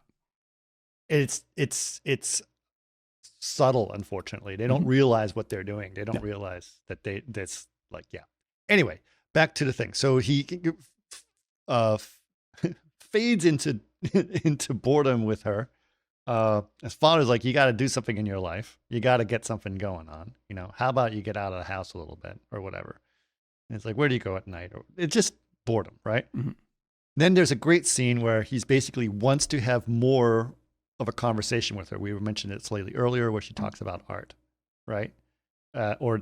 We find out that she was an artist. And so we realize that she had a life that she missed out on. And the reason we find out about this, as he keeps prying into her life, is that she had to get married young because she was pregnant with Elaine. And he thinks that's hilarious. Right. Oh, so that's Elaine was where, conceived in the back of a Ford. Ha ha ha. Yeah, isn't that funny? Right. Isn't that funny? Right. And just starts talking about that and jokes about it with her and like, ha ha ha, because he's still like this annoying little high school kid. And so you can see that she like is very sad about this. Yeah. And she doesn't want Dustin Hoffman to hook up with Elaine because she wants to defend Elaine. It's because she resents Elaine. He resents her. Like she's like, you are the source of my pain. She's competing against her daughter. Yeah, I've seen that too. Mm-hmm. Yeah. I've seen parents compete against their children. I have. There's a lot of that. Very much myself. And so subconsciously what is happening for her is like she wants all of this to happen. She wants to get caught. She wants all of the pain that will happen out of this to happen. Like she doesn't know that consciously, but that's why she's acting. Well, okay. And we've already established that everyone in this is egocentric and narcissistic, right? Mm-hmm. But she specifically is, she has a narcissism. She finally is getting, she can boss him around, right? And do whatever she wants with him. Which is what she wants to do to her husband. What she wants to do to her husband, right? But if her daughter gets the attention instead of her, that's going to be the worst. Yeah, it's a disaster. Especially like she's like when her daughter is the one who fucked up her life by existing. Right. Like it's terrible.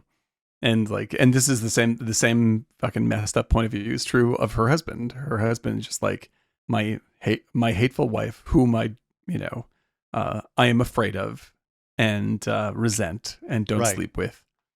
Right. And they have separate. So she doesn't have sex with her husband ever. Right. No, they're separate rooms. Yeah, separate rooms. Yeah. It's a mirage. The whole thing is a giant hateful mirage. Yeah. That's what their marriage is. Yeah. And they're taking it out on everybody. And it's an amazing scene because you can see her and he's behind her. Like the other thing, she's not facing away from him, but facing towards the camera, lying on the bed, right? She's looking at the camera, so you can see her expression as she's saying things, but she's hiding her expression from him the whole time. Right. He's behind her, asking her all these questions and completely oblivious about her and her feelings. Right. All he's thinking about is how funny it all is. Yeah, because he's a fucking selfish moron. Right. Like he has no idea. He has no way to look at her point of view at all. He's just totally obsessed with his own issues. Yeah, I was preparing for this, and they were saying that a lot of the camera angles are just like a character themselves. And they took that from the English directors at that time. And all these extreme angles, it makes sense because there's some things like Dan, you said earlier, her knee was in her mouth practically to get that shot. Right. And it really does it changes your perception of everybody when you have these angles and the way they frame everything. Yeah. No, it's the image behind me now on the screen is basically that conversation where she's depressed and he's trying to ask her all these very personal questions. Right. And like what kind of car was it? What kind of car was it that you God, he was like a get child. pregnant in. Right. Yeah, you can see like these casually invasive questions, and the thing is, man, I think that I don't know an enormous amount about Nichols as a director, but like I believe that him, Lumet, as I brought up before, like these are stage guys, and so they really treat their sets like stages, and they bother to really block things correctly, which most directors today don't do. Spielberg is like Spielberg is one of the last great blockers, and like I go back and watch, rewatch Spielberg films, and they're like I'll be like, the movie I've seen 20 times, like I'll go, hang on, was this all one shot? Like, and like the whole thing is the secret oneer the whole time because he's restaging and remounting the camera so many times.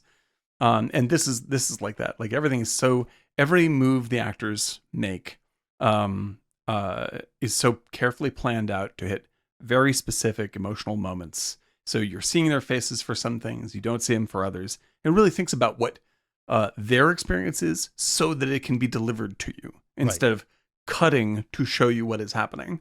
No, it's great because, I mean, she's in focus. Her emotions are in focus. You are totally focused. And he's out of focus in the background, right? Like behind me, he's kind of out of focus in the background and asking her all these personal questions. And you can see her break down as she's having to admit how her life has you can see her whole life happening right in front of your eyes. And he is absolutely failing to see what you're seeing. Right. And he's out of focus. Right. So because that's like almost the out of focus, as Eric was saying, is like it's a metaphor. Right? Yes, and it's a metaphor he carries that through the entire film, or because like I think Dan said that. Yeah, like the brilliance of it. You said the camera is a character. Yeah, like no, I was referring to when the shot on Elaine when she realizes and comes into focus. Like so, it's something that he keeps on hammering in the film as a motif, right? But like what's really brilliant when you look at that shot that was up before, where it's like you have Hoffman and you have her up front. Like if it were in most modern movies, what you do is like if you want to give the audience secret information about her, then you give her own close up, right? And then you go, oh, I have secret knowledge of how she really feels, and I know her history now. But when you put in a 2 like that, and you can see him being oblivious to something that you are noticing, you're not just giving background for her character, you are having a realization about his idiocy. Like, he is also right here, and he is not seeing what I am also seeing. Like, what the fuck is wrong with you, Benjamin? Like, so I get it's a character sketch for both of them. His narcissism and her loneliness are the same visual mechanism, and that's incredibly efficient directing. I think it's her narcissism. No, her loneliness and his boredom. Well, it's just like he is completely out to lunch. Yeah. And like the fact that he and I are in the same space together with her, and I'm realizing something that he can't, makes me judge him. Yeah. You said something earlier about like you felt it was a play. The way he framed it, because he did have TV and theater experience. That the 2 shots is the one where she's in the corner after he tells the daughter that he's having an affair with her mom. Right. And she's, in the corner with the blue. And also the Norman Fell scenes where he's the landlord up at Berkeley. Yeah. Right. Those were like classic theater kind of the way they just set that up. And it was like, it's very much of that time period too, all the way back to the 40s. Yeah. The way they just kind of track this kind of, the landlord or just the character who has their own perspective of that person, which he did. He's like, I don't like you. Yeah. Who gets that in the first meeting? Yeah. Okay. That's pretty good, man. I love Fell. I love Fell. Yes. We're going to get to that point. So I want to try to fast forward because we're running a little late, but it's okay. So basically what ends up happening is the father pushes him to have a date with his daughter. He doesn't want to do it.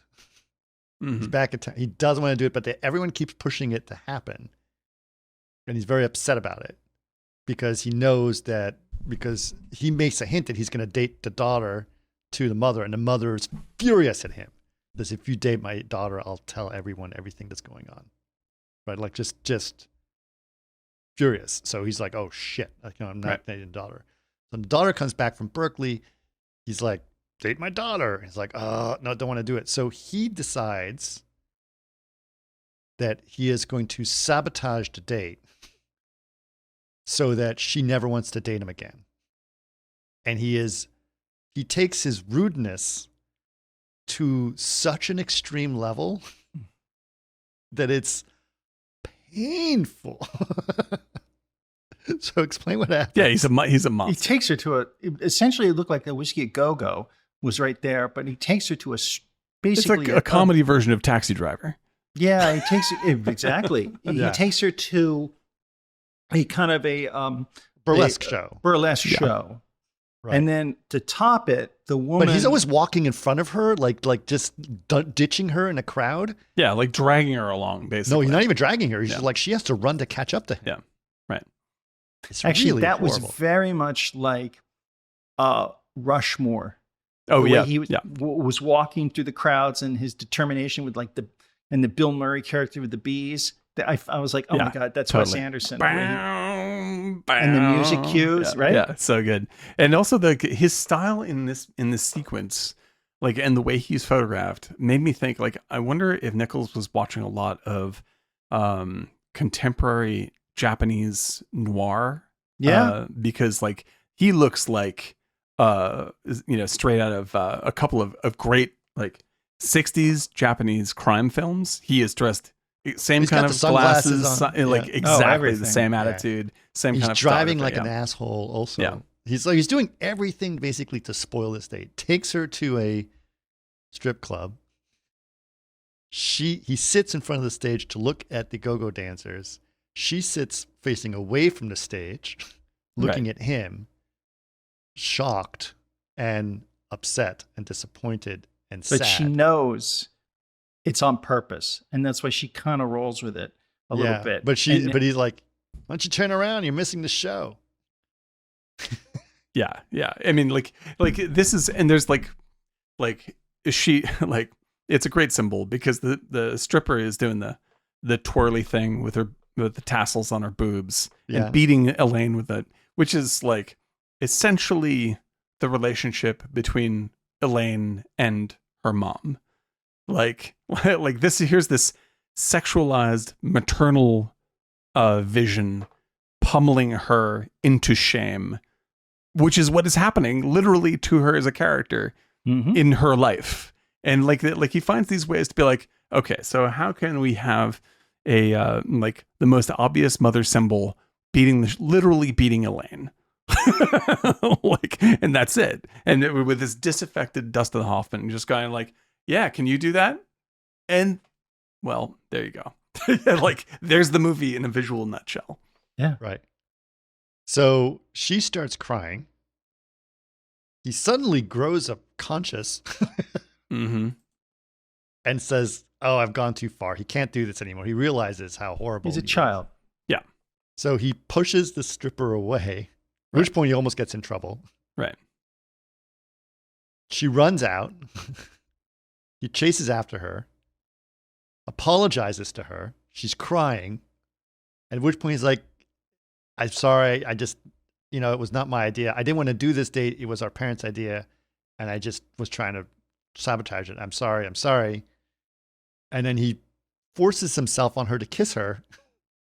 And At which she's point like, she accepts it. Right. That's the part I don't like. well, the thing is I don't buy that she is an innocent character who turns on a No. dime. Like she's knows raised in what the she's household doing. with Murray, fucking what's his name, Murray Hamilton, and the mom. Like this is another play. Like everybody is like, she's like, I'm going to make him feel incredibly bad, control the scene, and get what I want, just like he's doing. Like these people are this. It's the same. Like she's got the doe eyes doing it, and he's doing it with the sunglasses. But they're doing the same thing. They're both intelligent. Like they're not grown up, but they are adults. And to pretend like she's like from like some like know nothing from Kansas suddenly. No, she's smart. When she's in the car when they leave the Taft or the ambassador. She understands what's fucking. She understands what's going on, and she knows more than. Yeah, she wants doesn't control, like her parents, and so she's using what's at hand to control him. You know, and like I think that I don't think anybody in this movie is guiltless. I mean, maybe you know, maybe it's in the performance, and maybe Buck Henry. I don't think that. I just don't think like it would be so weird for this movie to have this like what I also love this innocent person in it. I just don't. His parents are. I don't think they're in focus at all the whole time. Yeah, they're barely in the frame. Yeah, they're barely. They're like puppets. Yeah, like they are amazing like, how background they are. Yeah, like and they're also always jumbled up on each other. Like it's certainly they're just interposing themselves on each other all the time. So you don't like you barely get I was just like because I was like, wait a minute, is that the guy from fucking Parallax View? And I couldn't see him because she kept on turning in front of him and vice versa.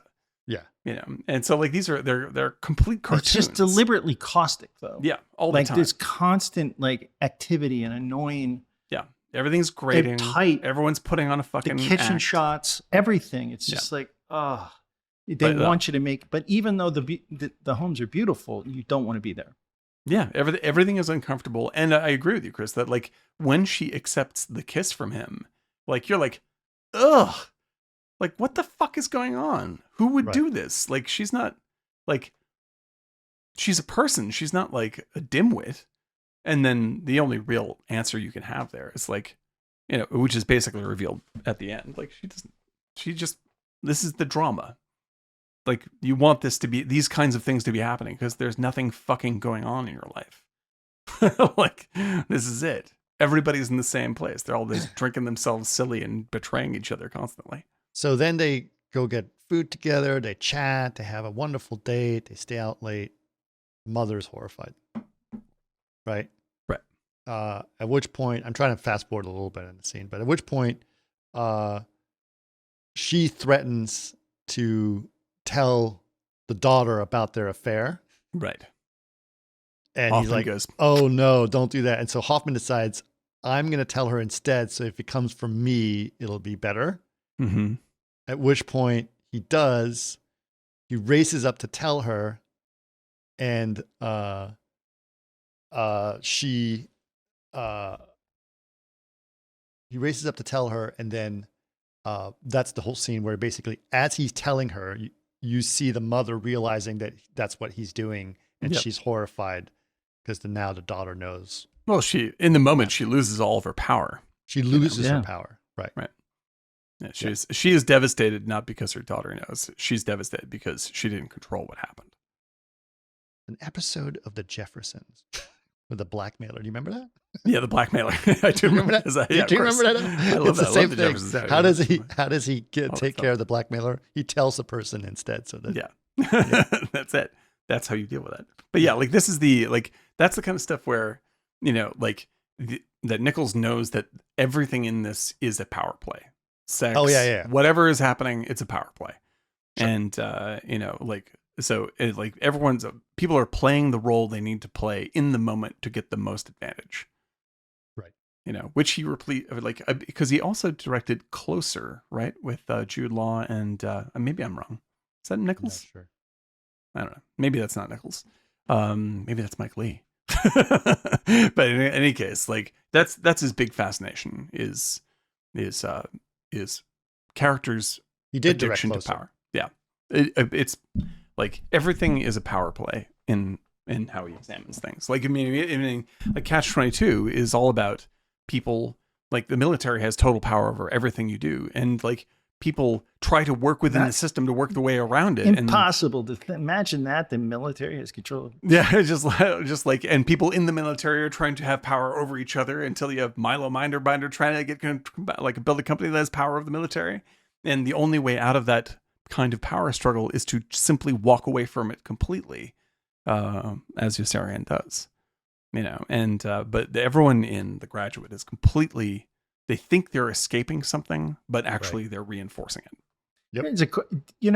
On the second, this viewing, because I haven't seen it in years, It's it wasn't. It was less sexy than I thought with her. Mm. You know, and I don't know because I was too wrapped up in the psychological aspect of his character and her character more. But it wasn't as Oh, when he's having sex with Mrs. Robinson? when she's undressing, those kind of scenes. Yeah, where it's Oh, not no, sexy at no, all. it's horrible. Zero sex. yeah, it's like It's and very awkward. years ago, I was like, you know, I thought there was a beauty to her in some way. And on this one, I was There like, is. There's So- there's a great, like, I was going to compare, I guess you brought it before, Chris, like you compare Last Picture Show in this, like when I watched Last Picture Show for our last episode, like I was really struck by how much emotion and real sadness and caring there was in the Cloris Leachman story. Right. Like that is the opposite of this. Like where you're just like, these are people who are truly desperate for real emotions. And then The Graduate is the literal opposite of that. Right. Like it's like, I don't give a shit about your emotions. I just want you to know that I won. Yeah. Yeah. So essentially, Elaine goes back to Berkeley because of the whole situation. And Dustin Hoffman decides, or Ben decides, To stalk her. well, he says, he goes to his parents and he says, I'm going to marry Elaine. And they're like, that's amazing. Hooray! Hooray! with a suitcase in his hand. Yeah. And he's like, oh, it's like, well, you have to tell the parents. Like, he's like, oh, it's like, they don't know yet. And it's like, oh, okay. Well, And she it's doesn't like, know yet. It's like, and it's, what do you mean she doesn't know? It's like, I'm Oh, going to go. she doesn't know you're coming to San Francisco? No, she doesn't know that she's not- going to marry me. She doesn't know she's going to marry me. Yeah. And they're like, well, this seems like a bit of a half-baked plan, Ben. And then the Son toast of a- goes off. which Hey, is the most son, perfect- this doesn't sound like you thought it all the way through. Oh, Yeah, it's so funny. funny. And I so he mean, the goes thing up is, to, like, all this is actually very, very funny. I know it sounds nasty, and especially like because he really is a fucking creepy stalker for the rest of the oh yeah. like, Yeah, he's yeah. awful. But it is funny. Now there is a, Well, there is that's a, a second aspect of the film. Once he's in San Francisco, there's like the way he goes to the boarding house. It's really stalky. It's just He's strange. a fucking monster, Oh. dude. He's a okay. So there is a movie I saw with Sophie Marceau, French movie, Mhm. where this guy is in love with this girl, with Sophie Marceau, right? Mhm. But he can't seem to be able to be with her, Right. but he wants to pretend to be with her. right. So he ends up renting the apartment next to her. Then she has a big mirror because she's a dancer or whatever, rents Right. an apartment next to her, and then converts his apartment so that the mirror is like a two-way mirror, but she Oh, can't yeah, see it. sure. Right. Right. And he's just like basically pretending that he's living with her. Right.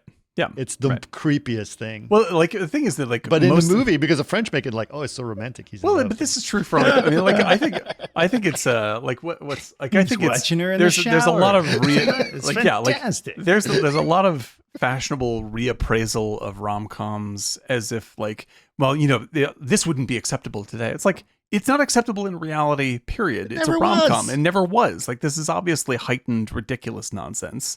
Like of course this isn't reality and no one should ever act like but this. with It's the a way we fucking solve that movie. now is we do it and then we tell you, like literally have to tell you, this is not acceptable. Yeah, like no shit. Like of course Because not. if we don't tell them that, then Right. it's implying that it is acceptable Yeah. and we have to cancel the film. like almost all of your favorite rom-coms, if they happened in real life, would end up with someone in jail, and you'd be like, yeah, they should be in jail. But that's because this is a movie about a heightened version of your own emotions. It's not reality. It's a movie. Like, yes, but then that's we true. also established the fact that most people thought that he was charming in this movie. that and they this don't- is what fucking Yeah. yes, exactly. This point of the movie, like I think it's weird, and maybe I'm wrong, but the perception I have of The Graduate is that people in the 60s and people I know of that age bracket like really identified in a positive way with Dustin Hoffman's story. And I'm like, this is a movie that is highly critical of Dustin Hoffman and everyone in it. Like, and it's hard to, I don't know how you see it in any other way. Like, this isn't romantic. And I'm not sure how people saw it as like really showing what their struggle was when the movie's like, you want to watch some fucking idiots? Here you go. Like, it's the Fight Club of of movies, Agreed. of romance movies. So essentially, he's in Berkeley, rents a apartment, like a boarding house kind of place. The landlord is the same landlord from Three's Company, right? Isn't Yeah, he? it's Norman Fell. Norman Fell. Yeah, but basically being like the mean version of the same guy. Same guy, right? Right. And he's like, I don't like you. You're right. You're not a He's still troublemaker, are the you? landlord. Yeah. You're not a troublemaker, are you? I don't like you. It's like, I love Norman Fell, man. Oh, by the way, that he's was great. Richard Dreyfuss in the hallway. He You see him was. like for a second, yeah. It's like, hey, and then he's Hey, gone. should we call the cops? Yeah, Richard Dreyfuss for like a second. Not one of some his working first- class hero crap, and he's out. I was showing it with Brady. I was watching it. I was like, look. And he's like, what? Who is this? He's like, the scientist from Jaws. He goes, oh my God, I do recognize He's a that. fucking baby, because I mean, it's like that's pre what do you call it? American Graffiti. So he Yeah, before looks American- he looks like a Cabbage Patch version of the same guy. It's really funny. Yeah. So, right. So finally, he does see her. He keeps trying to talk to her. He keeps talking to her. By the way, I do want to note, he's supposed to be a track star, right? Yeah.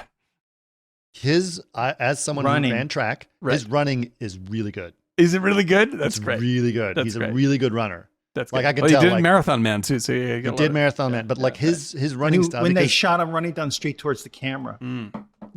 trying when to he's catch the running, bus. when he's trying to catch the bus, that's actually great. I thought of it when they were shooting him. Like he is right in that frame. Like he's Yeah. not fucking moving at all. No, and he's running fast and Yep. hard, and his form was perfect. Yeah. Like, it's like, yep, he's a It's real actually- track star. I was Like, obviously a long distance runner. He's not running like a sprinter. He's running like a long distance runner, but Right. he's very, very good.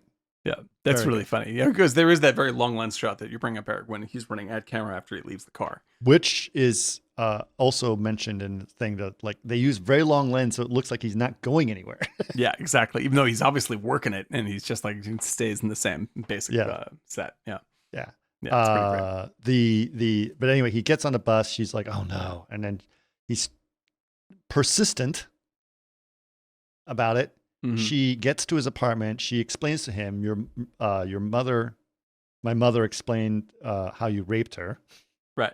He's like, I didn't rape her. And he explains to her what happened, that she seduced him. She doesn't want to get it, screams, Yeah. Right. screams, Very theatrically. and upset and angry at him. Mm-hmm.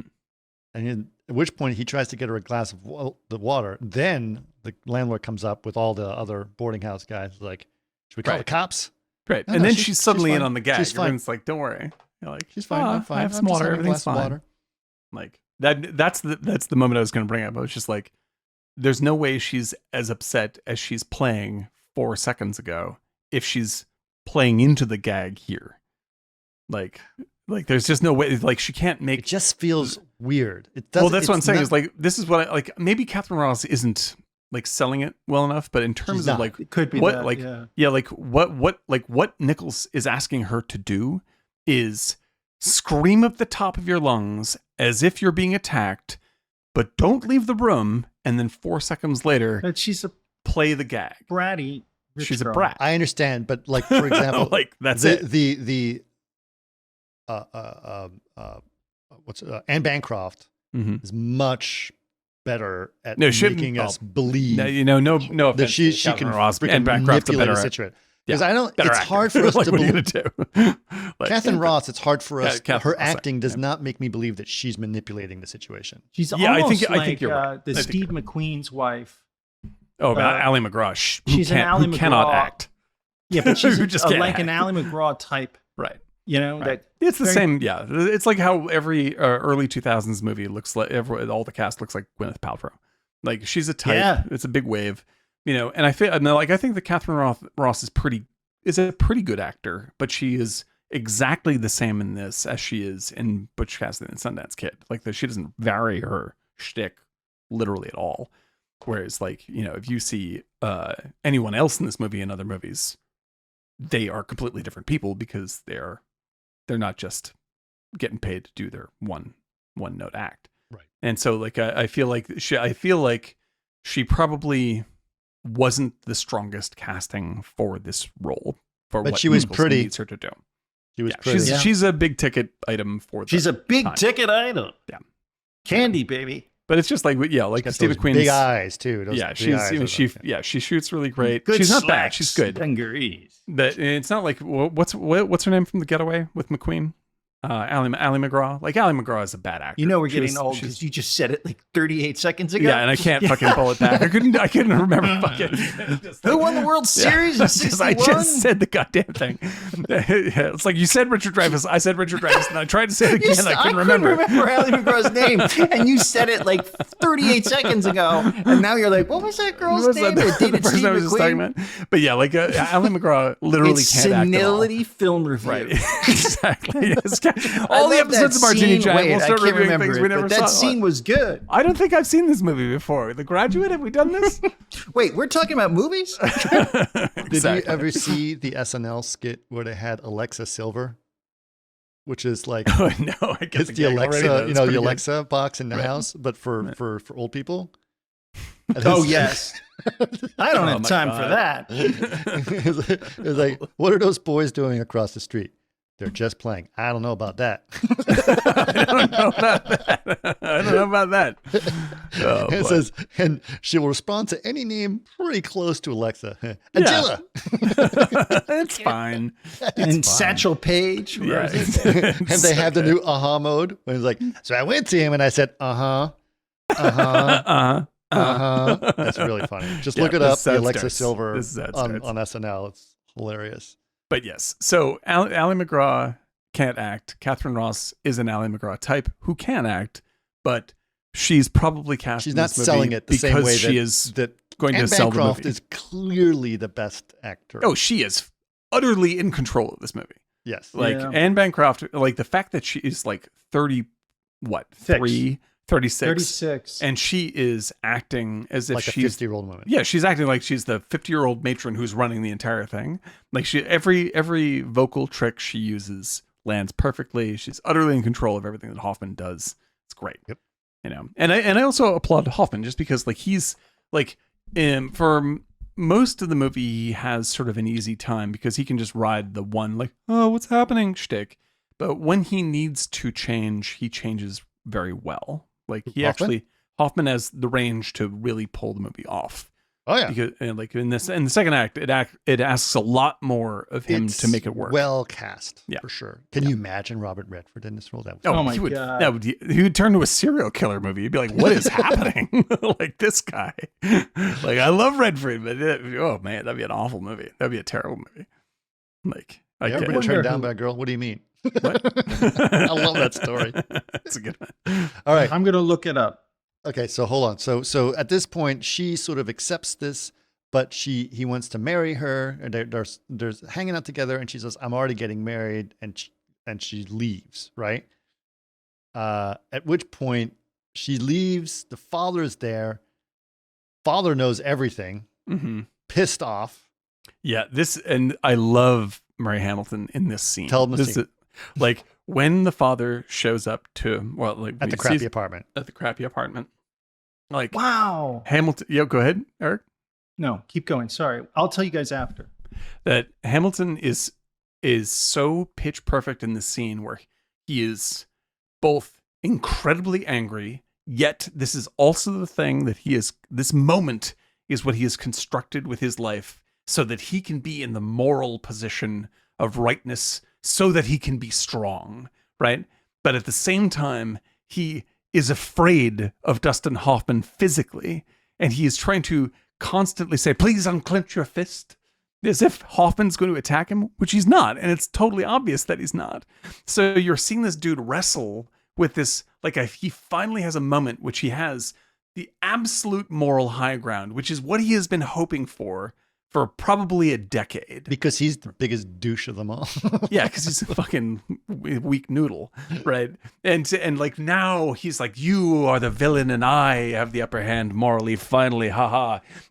But he doesn't, he can't find the strength within himself to defend his position whatsoever. So he acts very cowardly, simultaneously really mad and righteous. And it's such a brilliant, I don't even know how he found the right notes in order to play the scene correctly, but it's fucking gold. He's hysterical. He's sweaty, he's angry, he's haughty, and But he's also weak. saying, I have control now. It's My wife and I are terrible. going to get divorced, finally. Finally, exactly. You're getting what you want, Murray. What are you talking about? Yeah. Like this is your dream come And true. so you get, you're going to get your wife and I are going to, my wife and I are going to get a divorce, finally, as I said. And then also, my daughter's going to get married and you're going to be nowhere around it, right? Like it's the most like weird backwards It's a weird moment. That was It's a like, weird thing. it's fantastic. It's one of like this is one of the I can't even imagine trying to like if I were directing this I wouldn't have come up with it. Like I'm That just was like very Parallax View too, it's where brilliant. they got cornered or Clute. Yeah, very Clute. The lighting is very, very Clute. Absolutely. And like he is on the verge. Like, I guess like what I love about the scene is Hamilton perfectly expresses the ludicrousness of the movie itself in his Sure. performance. Like he seems insane in that moment. I actually think it's the towards the end, the wedding scene when they all start yelling and you can't hear them talking. Yeah. That's yeah. when it's really Oh, cuckoo then town. it's That's like cuckoo everybody town. in the movie is in the same chorus together in that Yeah, moment. yeah. But Yeah. like this is the one moment where like a character finally achieves everything that they have wanted, and in order to pretend as if it's not what they want, they have to act aggrieved and happy about it at the same time. You're like, "Mwah. Mayor of Jaws, look at you, Mayor of Jaws. So what I was going to read before we get out, Yeah. I looked it up. So Robert Redford is correct. Gene Hackman was Dustin Hoffman's roommate at the time, Wow. and he was in the role for Mr. Robinson, and he was hired, but he was fired 3 weeks into it because he was too young looking. Oh, weird. Charles Grodin went for Benjamin Braddock. Oh, but he yeah, didn't get the role. Right. Doris Day was supposed to be Mrs. Robinson, Oh my God! Can you imagine Grodin Warren and Doris Beatty. Day? auditioned and went high up for Benjamin Braddock. Oh man, Ronald Reagan for Mr. Braddock. He auditioned. that would have been great too. Yeah. Jack Nicholson as for Benjamin Braddock. Ava Gardner as Mrs. Robinson. Yeah, I heard the Okay. Ava Gardner one, but she was too. Burt Ward. Dude, okay, out of that cast, I'm going to pick my faves right there. Ronald Reagan, Doris Day, Charles Grodin is possibly a better movie than what we got. Like, that's insane. The other people That's involved insane. that were considered, sorry, I took over, Jean Moreau, Patricia Jean Moreau, Neal, yeah. Geraldine Page, Shelley Winters, Eva Marie Oh, Saint, God. I can Yeah, see. no. Other actors considered to play Elaine were Candy Bergen, Sally Field, sure. Natalie Wood, Anne Margaret, Jane Fonda, Tuesday Weld, Lee Remick, and Remick Patty would have Duke. been interesting. Remick would have been really interesting. Remick would have been interesting. Yeah. Sally Field would not. Yeah, no, Sally Field would Natalie have even Wood more would of the have been problem too that Ross Anne Margaret has. would not have worked. Yeah, definitely no. But like, and definitely no on what's her name from Lolita and the mother from Lolita from Poseidon Shelley Adventure, Winters. Shelley Winters. Like, you have to have someone in that role who is absolutely. You're just like, I understand this happening, and Shelley Winters is not that. Shelley Winters, even when she's young and in westerns, is like a very screechy, unattractive personality. Guys, I gotta say, I was not off. Other actors considered to play Ben. You ready? Sure. Steve McQueen, George Peppard, George Hamilton. Did I George not mention Hamilton, him he at said the it. beginning? There it is. Tony Perkins, Yeah. Brandon yeah. DeWilde, and Michael Parks. See, Tony Perkins would have been tongue on the nose because he was in Psycho. Like that would have been way showing. Yeah, their when cards, him stalking her would have been way Yeah, too awkward. yeah. Yeah. Yeah, you have to have someone. But really, he's also really- that actor that no one could forget his role. So there's no way people could think that he was this college student coming back Oh yeah, it's because not possible. they just like, oh, that's the psycho guy. Oh, So incidentally, you needed an unknown. Before I forget it, just to interject, this has nothing to do with the movie, but it does have to do with Tony Perkins. I just rewatched a movie that everyone should see, that we should do on the show, called Winter Kills, Nice. which has Tony Perkins in one of his best roles, I'm advertising because I think we should do this movie. Winter Kills. Get a load of this cast, just really briefly. Jeff Bridges, John Huston, Anthony Perkins, Sterling Hayden. Wow. And nobody has seen this movie. I swear to God, you have to see Winter Kills. Put it in our notes. Okay, Or putting it in the Discord. list. Yes, Winter Kills. All right. It is gold. You got to fit. We're already 2 hours in. And we still haven't got to the other movie. All right. Okay. So he decides he's going to go find her. He's on the hunt to try to find her because she's going to get married very soon. And he has to get there. So he finds out where the guy, her husband, he knows her fiance because they were dating. So goes to the fraternity, asks a bunch of guys there, said, I'm supposed to be in the wedding. I don't know where it is. It's like, it's in Santa Barbara. And so he drives in Santa Barbara and they're playing Mrs. Robinson. That's the first time they're playing Mrs. Robinson, which is pretty great. And he's like, because of the way he's racing to do it. And they do a great gag in there where he's at the gas station trying to find the church.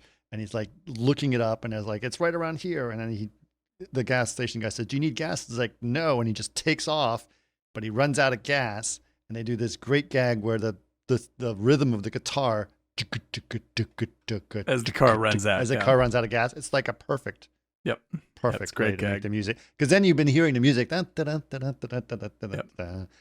it's just awesome. But he's also whistling it, which is interesting. Yeah, whistling in his Yes. teeth. Yeah. Yeah. Right. Yep. And then finally he starts running towards the church. Again, that's that shot, which is really long. It feels like he's never going to get there. Gets to the church. Church is locked, but he sees there's an upstairs gallery area. He looks down on them. They are getting married. The final. Right. In fact, it has just happened. It has just happened. They're doing the kiss, right? Right. At which point he starts banging on the glass. Classic scene, right? Elaine. Right. And you're like, they're all looking at him, and they're like, ah. Yeah. The mother's like, And then this is the moment when like when the dad's like, I'll take care of them, and then the mom's like, no, you won't. And she's like grinning, just You're like this. too late. Yeah, you're too late. You're too late. Too She late. feels like an evil. Yeah, it's like if you either splash evil water on her, witch. she'd evaporate. Yeah, Yeah, like an evil absolutely. witch is like, she's already That's married. actually, that's exactly what it is. It's crazy. Yeah. But she does it well. Oh yeah. Oh, she's great. She's absolutely By the way, terrific. what I read to you guys earlier, imagine Ronald Reagan. I didn't, that's crazy. Ronald Reagan, dude. Well, I want to point out I think it's a Jason. kid. Jason put it in the chat. He's like, this is a candidate for a Digital Humans remake right here. Like the Grodin, Doris Day, Ronald Reagan remake of this movie can happen with AI. Yeah. It's in our future. That would be great. All right. So she then turns around, looks at him. After a while, this tension's building. Everyone's yelling, and she's just kind of staring at him. And then she goes, "Ah," and she falls for it. Yeah. Oof.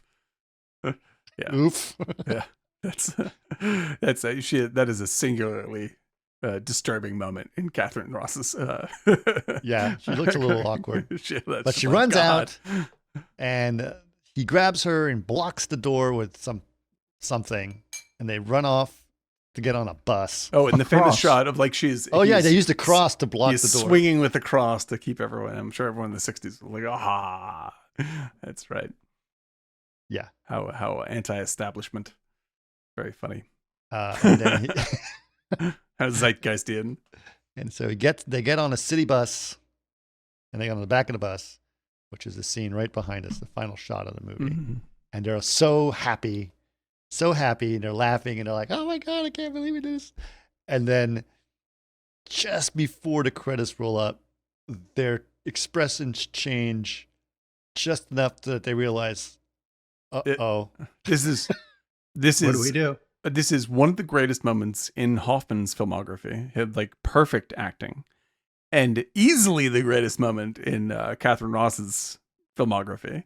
And their work together, the timing of what expression is happening on either one of their faces and how they look at glance at each other, it's like it literally can't be better. Perfect take, one of the best shots in cinema history. Like Right. it is that moment is an absolute masterpiece. That's basically the moment that was behind Daniel on the frame before us. But what it it means is they think they just did the most romantic thing possible. Yeah. And they just realized they don't know where to go from here. Yeah. All of this is a giant performance. Right. Like they have been like, now they're on the bus and all these older people are looking back at them. And like, you're just on the fucking bus with everybody else, dude. You're going to end up in the same hole. Yep. Like this is all just a shtick to entertain yourself while you pretend not to be lost.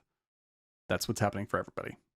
Right. It's like California, that movie with Brad Pitt. Oh yeah. Oh God. I love that movie. And what's her name? Who was the Oh, girl? she's great. What is that actor's name? She's very good. She's so good. She's a lot of TV. She's very good. Oh, come on. That would be It's got X-Files guy and her are the California with a K, isn't it? she dated him too. Did she?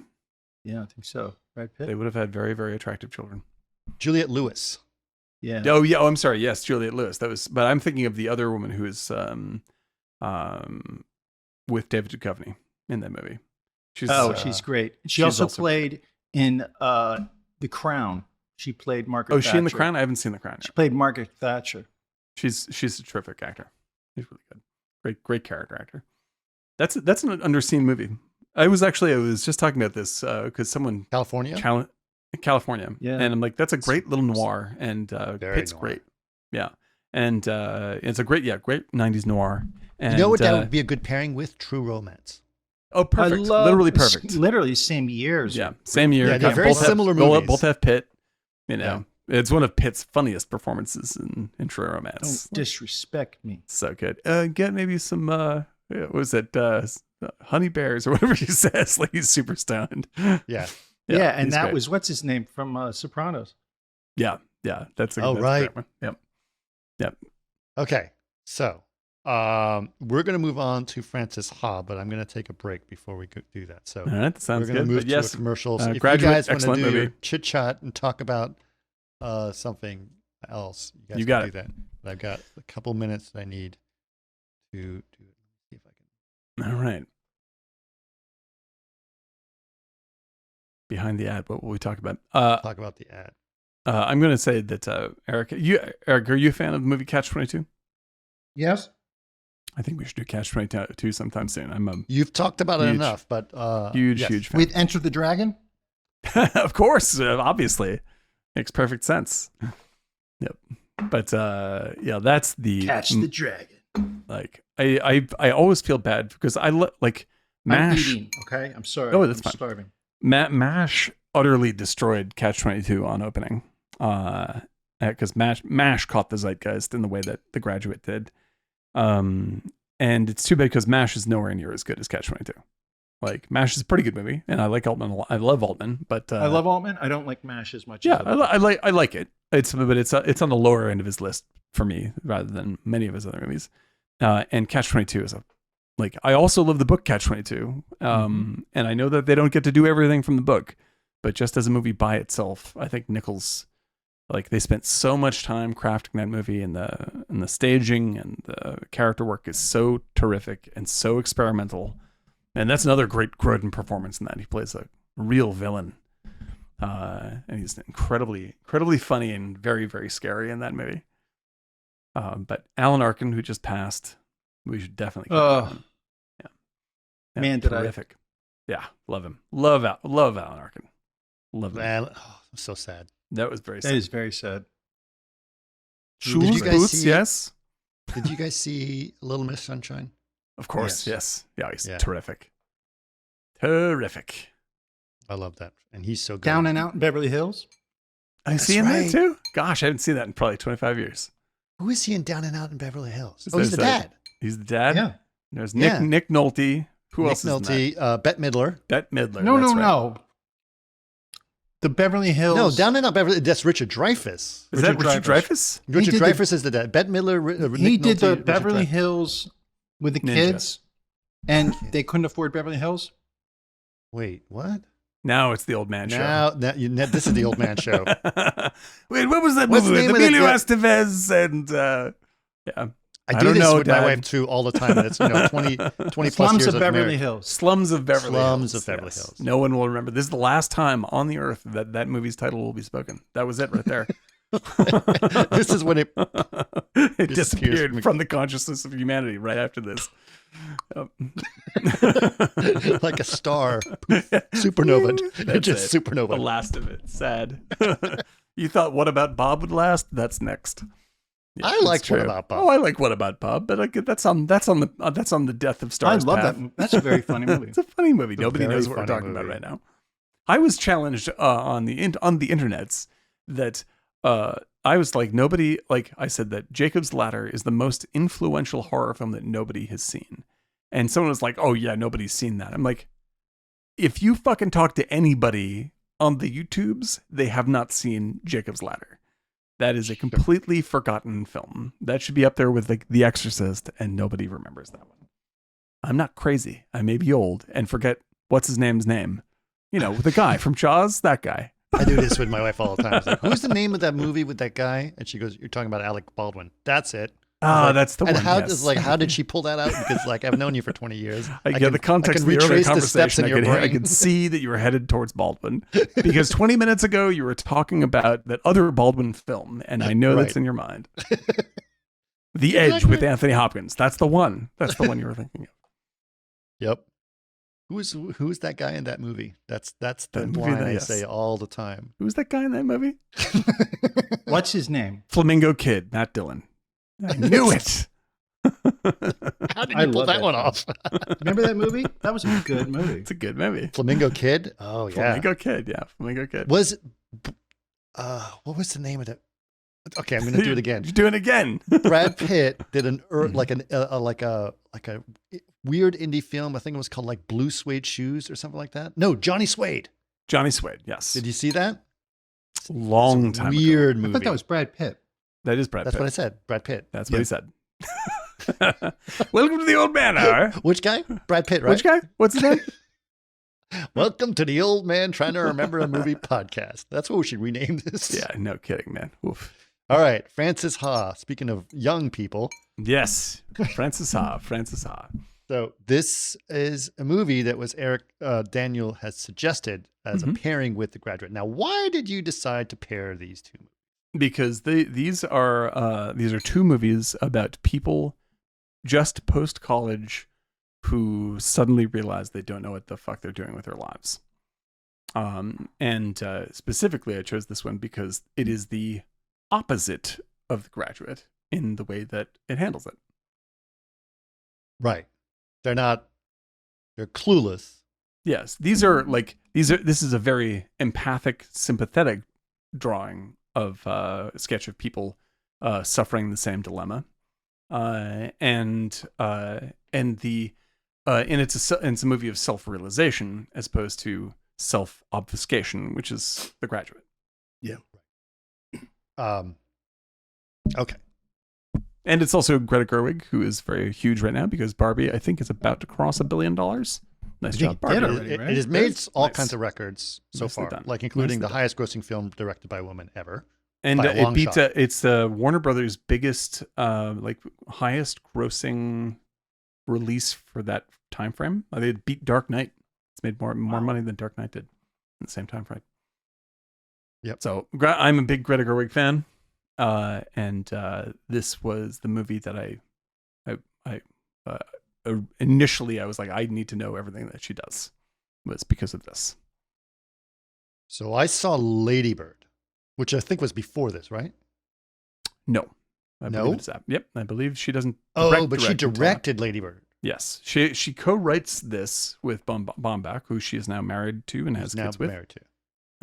And like, I said earlier, but like, I like Noah Baumbach. Like, I think that he is generally a value add, but I'm not over the moon with his stuff, except Francis Ha. And I believe that is because of Greta. Squid and the Whale I liked.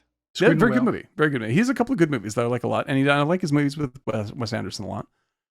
But he's never done anything that got me nearly half as much as Frances Ha did. So that is I credit Gerwig a lot, perhaps unfairly, but she brings something to his storytelling that he desperately needed, in my opinion. Yeah. Um, Yep. I agree. I agree with that. Watching this again, I love this movie, but I'll let you start off. Yeah, Chris hasn't seen it, so what do you think? So I need to see it several more times in different conditions because, Why, were you drunk? well, I no, was hammered. Let me tell you. stoned, hammered, upside down, My methadone, I was watching this on a phone. kicked in, and I was like, I don't know where I am. peeking on Molly's. No, I need to. So you know how sometimes you have a certain state of mind, or there are certain things that are bothering you, or thinking about that that can affect how you react towards a film. And I Yeah, think we that had the this Barbie film, show, and I had the same problem. you had the same issue. I understand exactly. that. Right. And so to me, I have some problems with this film. And not to say that it's not a fantastic performance and a good message and all that stuff. However, it feels very much centered around the New York Oh, it's 100% point of view, very to such- localized film. Yeah. to such an extreme that it doesn't actually open up towards other scenarios that much. Now, I'm not necessarily saying this is a bad thing. And again, I said I have to rewatch it in order to get over some of these issues. Sure. But there's a little bit of Sex in the City in this that Sure. I I genuinely hate that show, but I totally get which what I you're saying. genuinely hate. And it sort of brought, and it maybe that, remember you're talking about Barbie. Right. How Yeah, Barbie it's- had your PTSD with Return of the Return of the Jedi. I had a little Yes. bit of PTSD with Totally get what you're Sex saying. in the City here, Right. because Sex Yeah. in the City really bothers me. Now, I'm saying this is not Sex in the City Right. at all. But I can absolutely see what you're saying there, because like Sex and the City makes you never want to go to New York in case you run into anyone like that ever. Right. It's so specific to this particular experience that you're like, Yes. I need to. That's like nuclear radiation, and I must avoid it. I don't know why this came up. And again, like I said, I need to see it again a few more times Sure. to get that taste. I out think of a my lot mouth. of people actually. I think this is not uncommon. I know there are people on Twitter who follow the show who are like, I couldn't even make it through this movie, and it annoyed me so heavily. So I think that you're not alone in this. If it strikes you wrong, there's it didn't definitely annoy reasons. me. I'm just saying I had some issues with it, and I think also part of it was again, it's weird. It's just our circumstance right now, due to our current political climate. It felt so like close-minded about just the New York. Like I only live in New York in this apartment, and I have only New York points of view in my life. Yep. And somehow that felt like you gotta open up a little bit more. Which, by the way, is the point of the movie. Yeah, well, she's like, right. She is like it's such. It is only her. Actually, the movie that it also relates to is the. I'm going to get it before I say what's the name of the guy on the thing. The theme of our podcast. What's the name of that thing? The movie we covered from The Other Von Trier, about the woman with a very hyper narcissistic point of view. Tar. No, the other one, which I love, Tar. Yes, you're absolutely It's right. Swedish. Worst whatever person it in the is. world. Worst person. Norwegian. Yes, Norwegian. Those are not the same country, by the way. So Swedish. to all my friends from Amsterdam, obviously they'll understand. That's not even close to the I same know. country. you were thinking Denmark, and you said Amsterdam. This is the structure of my humor. Yeah, you see, American geography. Like, yeah, That's right, in a nutshell. And actually, that's another point, right? So Americans are always portrayed as being the country that doesn't realize there's a world outside of America. Sometimes New Yorkers feel like people that don't realize there's a world outside of New York. Oh yeah, It's a exactly. famous old Yes. New Yorker cover. Yeah, like this. Yeah, Right. right. Like Yes. this is And that's like, actually, you're right. That's the New Yorker. I know exactly the New Yorker cover you're talking about. And I think that's part of me felt that a little bit in this. Yeah, I totally get it. I think that like I don't think that this is because I mean, Worst Person in the World is really sort of, it's criticized. It's a movie about a narcissist who doesn't realize that she's a narcissist. I don't feel like this is a movie about a narcissist. I think this is a very effective movie about somebody who's young and has a struggles to believe that they are valid because they only have a very limited experience. And they know this one experience so well, and it feels so home, like so much like home for them, that it is their whole world.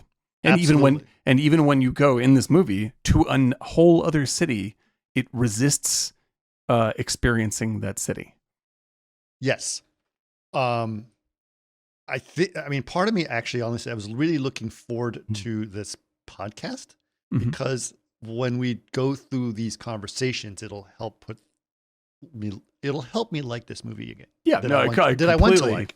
Yeah, I totally hear where you're coming from. I think that the movie is like I think that the movie is extremely effective at doing what you're observing. It's doing on purpose. Yes. It's doing it extremely well. Yes. But with that in mind, it can be irritating. she is struggling with with having to become an adult. Yes. And making adult decisions, right? Right. She's, she went to Vassar, which is where her college was, which I went to one of those small liberal arts colleges in the Northeast. Eric, you did too. Which one did you? Yeah, you did too. Right. You've been to several of them as well. But it's like going to camp. Like you are taken care of in those schools, right? Everything it's a little is cultivated experience. Perfectly safe. Everything is fine. You never have to learn anything. You learn a couple of hard lessons, but don't worry.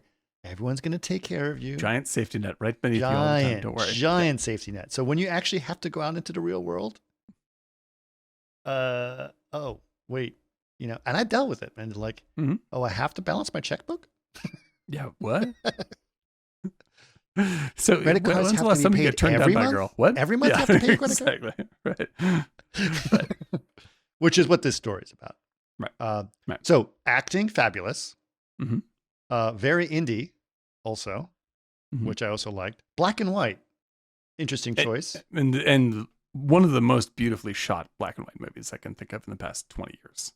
Like it's so gentle and beautifully, like, I don't know. It's so immersive. It's such an immersive experience in this very, very specific tone. Like it feels like an extension and exploration of Woody Allen's work in Manhattan. So I was also saying this feels like a Woody Allen film. It feels like if Woody Allen was going to remake Manhattan, besides the subject matter. Yeah. It feels has like that a same current version very, of that. very specific love of a particular area. Right. Yeah. And it's lavish in its expression of that. Yeah. But like Manhattan tells you right at the beginning of the movie, like why he loves Manhattan. He goes over that line over and over and over again. Absolutely. Yeah. Yeah. And I think that Manhattan, Eric, you've got a strange expression on your face. What's your I'm thinking? listening to you guys, but keep going. yeah, okay, we'll get there. I want to hear what you got to say, Eric. No. Just keep going. I think that you have this expression like I don't know what the hell these guys are talking about. Yep. Like I think that there's a tipping point. Okay, tell me what you're thinking. First of all, Manhattan not gonna glorify, but they make it like a Irving Berlin, or there's this quality to it that is the Manhattan you dream of, or in a dream that's you stroll around, you look up at the sky at night, where the buildings when you had too much to drink and you come out from a restaurant. Yeah, right. This is not so. This movie, I've seen it before. I love this movie, and so much of this was like, and not in a good way either, but that I knew every character. Yeah. Every character there. I had an apartment like that. I used to sit on the in the fire escape and smoke with this girl I used to date. And the characters of the different relationships of people in the building. Get a cat. Well, should we break up? Okay, let's break up. The restaurant scene, been to that. I've had that happen to me where I literally had to go find an ATM, and there's so much to it. But the thing, and even the Paris thing, like I've had that happen to me. And I was like, oh, go. And I literally get to Paris and I meet some new people. But the point is, I thought it was very, I loved her character. I feel like also it's very hard when you're in that, when you are that young and you move to New York. And this is before I went to grad school at NYU. And it was like, you're constantly, you want to be successful because it's so hard if you're not. And that pressure is on you. And I found the most illuminating was in the opening of the film, you see her reading, but her friend who eventually goes with Patch, by the way, that's a very Greenwich name, Patch. You know Patch. What's up, bro? And she's reading, but she's knitting. So the girl that ends up with the guy in Japan is knitting or doing exercise, and she's trying to become something. Yes. But then she hangs out with all these guys who are super wealthy. And everything's easy. I used to go to those guys' place, and I knew a guy who had a place in Gramercy that his father left him. And it's like one of the oldest apartments in the city. So it's probably worth, at the time, like, $25 million. And it's just lounging. Guys lounging, listening to new CDs because they went to Tower. And it's just like, I knew and what's lovely about it, right? Yeah, I'm writing this film. What's it about? Well, it's about, this PA who's on, who's basically becomes a superhero. Really? That sounds stupid. Man, I'm telling you, it's going to sell. Or I'm going to be an SNL. All those characters I know. The SNL guy. I love his, like, all every those time he's characters just I like, know. oh, yeah. And the anger she had, where she's like, it's a bunch of rich kids' apartment. You would walk in and you'd be like, oh, that's a rich kid's apartment. Or his father has a lot of money, you could tell. Or the way the clothes, and Adam Driver nailed it. I can name people who he reminds me of. I really want to highlight that just because, like, it would be easy to, what I love about this movie is it's both, it's critical of people and their, like, the rich kids in their apartment and all this stuff, but it's not mocking because it isn't mocking. Like, Adam Driver is extremely lovable in this movie. They're all lovable. Dude. Like, I'm just like, I totally get this, and I love this guy. The thing that I he obviously has it easy. He has a fucking great motorcycle. the thing that I related to was she went out to one of those dinners, and everyone's there was like a lawyer and so forth. There's an enormous amount of pressure on you. And she's on the outside of this. She's like, and she's broke all the time. She's broke, and nobody takes her seriously. Her best friend's going to move to a nicer part of town, and she's like, I can't afford to live there. And she doesn't know Bridget Jones's Diary, though. Yeah, sure. It is. I love that. I love that movie too. I'm not going to argue. The point is, the payoff is that when she goes into the apartment and she comes out of the frame and she goes open, that's like, you knew that she grew as a person. Yes. And I went through stuff like that because I had friends who were just all of a sudden so successful at making money. And then all of a sudden, you go to the parties and the dinner parties downtown, and you basically are, I work for a director, I drive a truck. Yep. Do you know what I mean? I literally, one of my roommates from high school, prep school, like, saw me in a truck, and he never talked to me again. Yeah, that's that. Yeah. I was on 6th and 18th in a truck on a film shoot. Right. And he was like, "What are you doing in the truck?" And he never talked to me again. Yep. And there's a pressure on you. And absolutely. And the fact that she won was at the end on her own terms was beautiful because she really screwed up. And and the thing is, like, I love the thing, like, she's not, like, the thing that she thinks she wants to do, which is dance.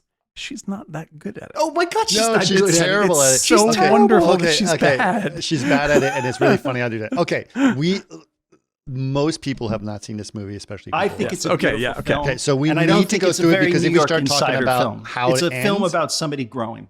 It is yeah, a film about 100%. somebody growing. I agree, but we need to put some context to all the scenes Yes. that we're describing. So let's do it. So let's do it. So Eric, I know you love this film, and I'm very happy to talk about it. And I love everything you've said so far, having seen the film. But tell people how it starts. It starts with two roommates, and it looks like you think they're in the Lower East Village at Tompkins Square Park, but it isn't. It's like in Brooklyn. It's got to be Brooklyn, right? Yeah. They can't afford Village.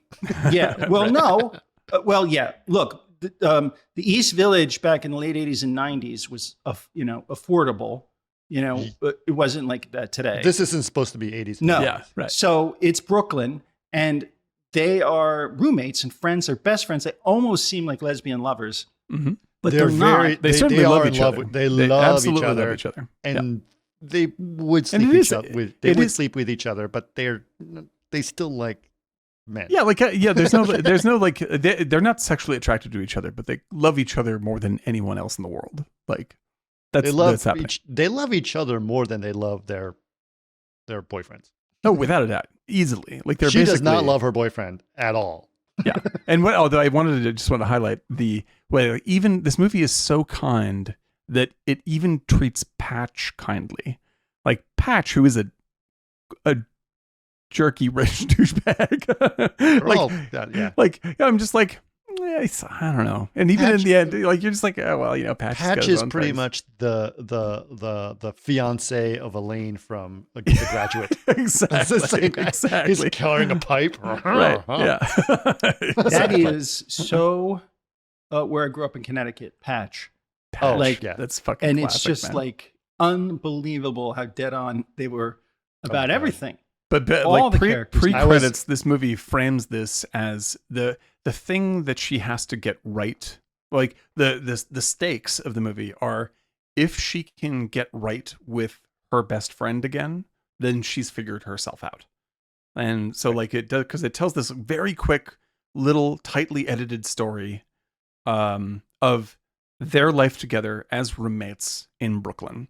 And it's just these little quick sequences where it's just like you see them like at the laundromat and they're taking the extra shirts they wore off to stuff in the laundry. Like they're playing Scrabble and Greta Gerwig just freaks out and throws the board. Like they're like all these like beautiful little sketched moments of how much they care for one another and how much time they spend together. And then it shows the title. And so it says, this is the background love story that you have to keep an eye on. And once this is in alignment again, because the first thing they do is break it, then you'll know when the movie is close to ending. And which is just a great structural device.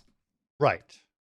And she is her new security is having not her boyfriend, but her roommate. Yes. Yeah. And so I guess the way to say it is like the movie starts in heaven, right? Where she's living a perfect life with the woman she loves, best friends, and you see all these glorious moments in this moment in time in a place. Title happens. Right. She's given a choice to live with her boyfriend, who says, let's get a cat. Yes. And we can get two of them, and I put a deposit down. Basically, like, and then she's like, oh, well, not sure. This is such a great scene. They're just I know, because he's like, well, I guess it's like a slow motion car crash. I guess we break up. I was like, are we breaking up? Wait, are we breaking up? I thought you said, well, no. Did you say that?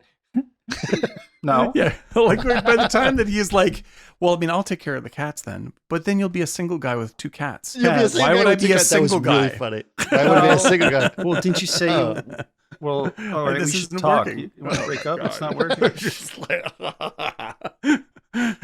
Why am I a single guy all of a sudden? Yeah, it's so good. This hasn't like he says very defensively, like, well, this hasn't been working for a while anyway, and she goes, this hasn't been working for a while. Like, okay, so and like all she wants to do is go back to be with her roommate. Yeah, because like essentially she's like. And because she initially turns him down based on the idea of like, well, she's going to want to extend the lease. So I'm going to have to keep on living with her because it kind of said that I would. Right. Turns out the same thing happens for her best friend, and her best friend's like, yeah, I took it, and so I'm going to move out. And she's like, but we're just going to suddenly. She's instantly fucking set free. She's her non-girlfriend dumps her at the beginning of the movie. Right. Right. And then she is just a fucking. And she also mess. realizes she doesn't understand how life works at all. She's so dependent on everything. Like, she's so used to this cozy little existence where everything is kind of taken care of. Like, her roommate cleans her room for her, all this kind of stuff. Right. And now she's like fucked completely. Doesn't know how to do anything. Nope, not at all. Now, we do know that she is a dancer and part of a dance company. Yes. Yeah, however, she is not part of the dance company. Good. She's an apprentice to a dance company. Exactly. She's and the she's understudy. not that good at dancing. Exactly. You see her perform and you're like, oh. And because this is Greta Gerwig, it's so endearing. Yes. Like, it's so lovely that she's kind of a klutz and she doesn't know how to do anything. And she's like, you're like, oh my God. But she knows everything about the dance world, and she teaches dance classes, which she can do. And be basically she created her own show, as you find out later. But yes, she's really talented. She has something. She's talented as a she understands loves everything. This world. She doesn't have the coordination. Yeah, she's just not a good dancer. But she knows what needs to happen. Right, absolutely. Yeah. This is something that she loves, and she wants to learn to explain. This is, another metaphor in the movie. It's just like, like finding the way to express her love of dance, strikeout life, is what the movie is about. Right. Like, she is a clumsy mess, and she doesn't know how to dance well. Is the theme. She wants to dance. She doesn't know how to do it very well. And thematically, that is, she's learning the way to express that. So she is no longer a clumsy moron.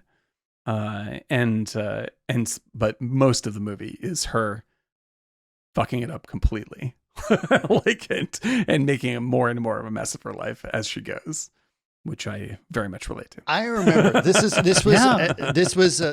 a moment when I went to THU. As you guys know, THU is a conference. It was in Portugal, and it was in Malta for a little bit. And actually, this year I'm going to be going in September. It's going to be in Japan. Very excited about that. But Scott Ross used to be a big part of THU, and he was giving a talk over at it. And this is one of the moments where I was like, I had a new level of respect for Scott. And it was specifically, he was talking about his career, things he's done. And he, as you guys know, he has a huge love of music and rock and roll, which is Eric and Scott would bond over. It'd be a whole different podcast and tell an extra podcast. Yeah. And listen to our 100th episode because he was on as a guest on that one. But specifically, I remember talking to Scott or Scott doing his talk and about how much he loves music and jazz and just passionate about music. And obviously, his career was not necessarily centered around music. It was centered around visual effects and other things like that. And there was a question that happened from this very young woman who was a student, probably, I don't know who she was, but she was very young, and you could tell that she was really shy, but she was trying to really make a point about this. And she said that, and she loved animation so much. And it was like her biggest thing, and that she has built her entire career to be an animator, and she's terrified that she's not good at it. And what if she's not good at being an animator? What can she do in her life? Because it would destroy her if she couldn't be an animator. And Scott just like, don't worry about it. If you can't animate, there's lots of things you can do. You can be a producer. You can do this. You can do that. You can have all of these different roles. Because at the very, very least, you can watch a whole lot of animation and still love animation. Because I have an enormous music collection. Yeah, right. exactly. And he said, and he was like, the one thing is like, just because you can't necessarily be good enough to play with a big rock band yeah. doesn't mean you shouldn't continue to love music. Yeah. And it was a wonderful statement from him. And I just like, I really appreciated what he said. Yeah, I think And that's I've always absolutely stuck true. with me. It's like, and you're right, Eric.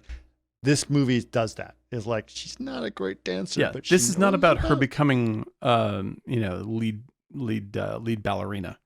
You know, no. This is a movie about learning to like. Yeah, this This is is not Whiplash. Staying Alive. Yeah, this is not Staying Alive. I mean, This is the Staying Alive, a end. wonder Doop, of itself. doop, Yeah, exactly. doop, Oh my God. Can you imagine if that if- started playing? Yeah, you get,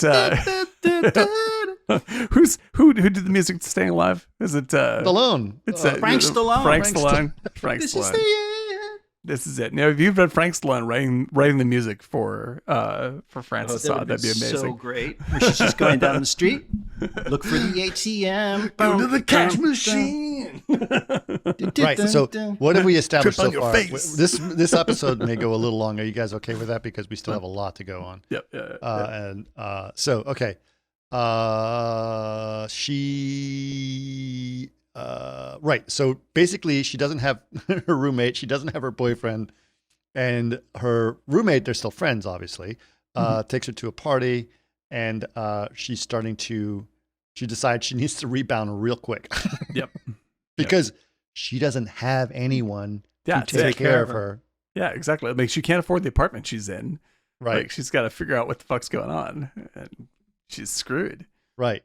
And when her, like even her gig working at the ballet, the dance Not troupe, going well. it's not going No. well. Like I mean, it's unstable. She's unsure if she can pay. Right. She's For like, anything. okay, And well, she's the you know, worst kiss ass. Yeah, To her boss. To her boss. It's like, It's you're so so funny. I really talented. respect you. I It's so really good. respect you. I did- Like, but she does things like so I love when much. she gets she gets whatever cash back on her taxes or something like this. She gets like she a goes, spends it. It's just like I just got my taxes back. Do you want to go to dinner? And just like instantly fucking blows all of her money. She gets money for a minute.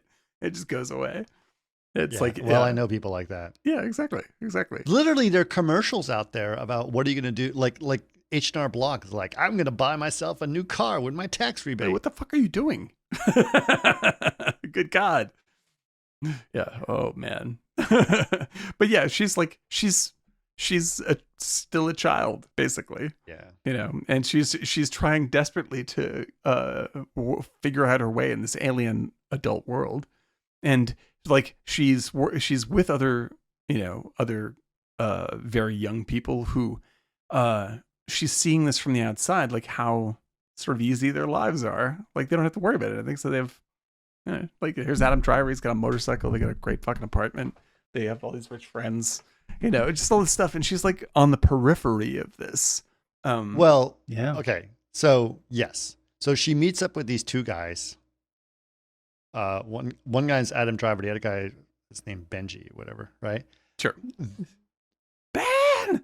Yeah. They're not like rich guys like rich guys you would see from like Pretty in Pink, right? Yeah, they're not like the bad guys from Mystic Pizza. Yeah. Like, Exactly. They You just barely aren't even worried. notice that they're rich, except Yeah. that they have a really big apartment Yeah, for like, two they're guys unconcerned. Like that are they're- art students. yes, And they just like there's money have to for worry. things. yeah. They don't have They to worry. don't. They get to fuck around. Right. They call And- their stepfather.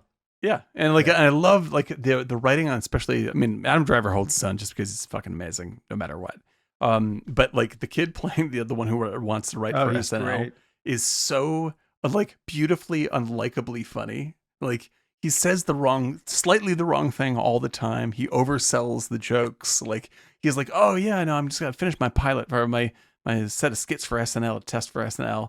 Like, oh, weren't you working on the SNL thing? Yeah, well, you know, it didn't work out. I mean, like, they've been going downhill anyway, so you're just like, this is not going to go anywhere Well- for you.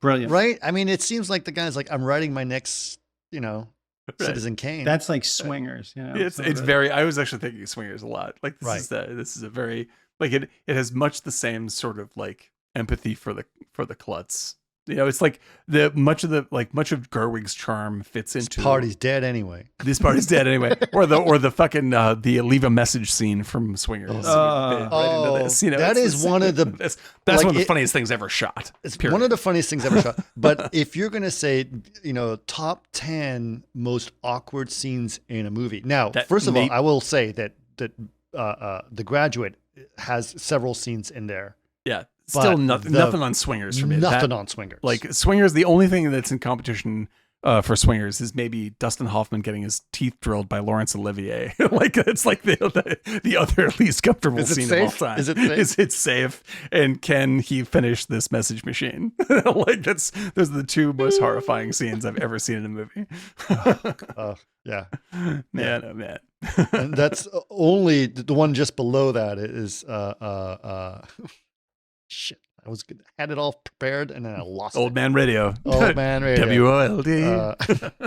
What was that sound? Who's that guy in that thing? Yeah. Never mind. It's gone. But yes. Old Man Radio. So I would say that like Francis Ha never station like is. Francis I used to wear an onion on my belt was the fashion at the style time. But like Francis Ha, though I wouldn't go so far as to say it has the Swingers telephone scene in it. It definitely does has that sensation pervades her entire experience. Now, I do appreciate the fact that everyone in this movie, there are no bad people. Yes, it's a no bad guys movie. And that is a wonderful thing. Yep. It's hard to do that, actually. It's a very hard movie to make. Yeah, it is. There are klutzes and people that make mistakes, right? But there's no bad people, as opposed to Graduate, and there's where Patch, they're all bad people. You know, like there's Patch, but still. Right. Right. So anyway, so she gets these new roommates, two guys. They get along great. Yeah. They're very nice to her, but clearly they're at a different She's like point a in mother their life. figure. She just takes care of them. Well, yeah, They and take there's a care of differential her. in like because like when she's like I thought you said it was $925 and not 1,200 because I can't find it. Like, okay. and you can see that he's like, fuck. Like you can see in Driver's eyes, he's like, oh shit, I'm gonna have to carry her around this all the time. But he doesn't show it. He's like, yeah, no, okay, no, of course, yeah, absolutely. And then he's like, yeah, take it easy, because it really doesn't matter to him. Like you can see that there's this moment of like these kinds of little gear dysfunctions are going to happen all the time between them because she is from a much lower financial class and they take all of this for granted. It's not going to be a place she can live forever. The other one that I thought was like this great scene was when she's had a lot to drink and she's trying to hang out with them and the party's done and she's trying to figure out a way to finagle to hang out with them for the night because she doesn't have really anywhere to go. Right. And they're like, yeah, so 2 blocks that way, there's the F train. Yeah, and they tell her how to leave. Yeah. Yeah. Like she's like, I should go. And they're like, oh yeah, we'll just go to the, that's where you pick up the L. And she's like, yeah. And you can tell like she was obviously fucking throwing the line out for, please, can I stay? Can I crash on your couch? Can I crash on your couch? I should go. Yeah. It's like, yep. Sounds good. good. You should go. Yeah. You should. I do remember this is a funny, weird story. I was friends with this guy who I don't remember how I became friends with this guy, but it's back in Houston. But his name was, I don't even remember his name. We all called him Big Al. I don't even know if his name was Al, but we all just called him Big Al. But he was the kind of guy who would become friends with all kinds of people. Mm-hmm. So I was hanging out and I said, hey, Big Al, I'll pick you up. And so he said, cool. And he goes, you want to go to a party tonight? And I said, okay, sure. Where are we going? He goes, I met this guy at the 7-Eleven. He was buying a bunch of beer. And then I asked what you're buying the beer for. So I know we're going to his house to get, he's like, okay. So we're going to some stranger's house because you saw him buy a bunch of beer at 7-Eleven. Like, yep. Yep. So I ended up there and we go to this party and we're having a good time. It's just a big party. Mm-hmm. It's all fine. Everything's good. Big Al proceeds to get very drunk, which is fine. That happens at parties. Mm-hmm. At which point the party's winding down and Big Al is at hanging out and talking to this girl, and she's really drunk too. She's older, much older, like maybe 5-10 years older than he is, right?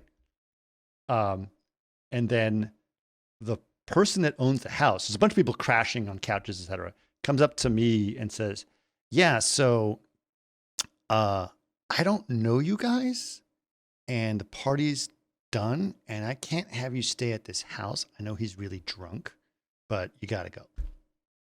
I was like, totally get it. There you totally go. get it. And so at which point Al says, we're going to her house. She lives across the street. And I was like, oh, okay. okay.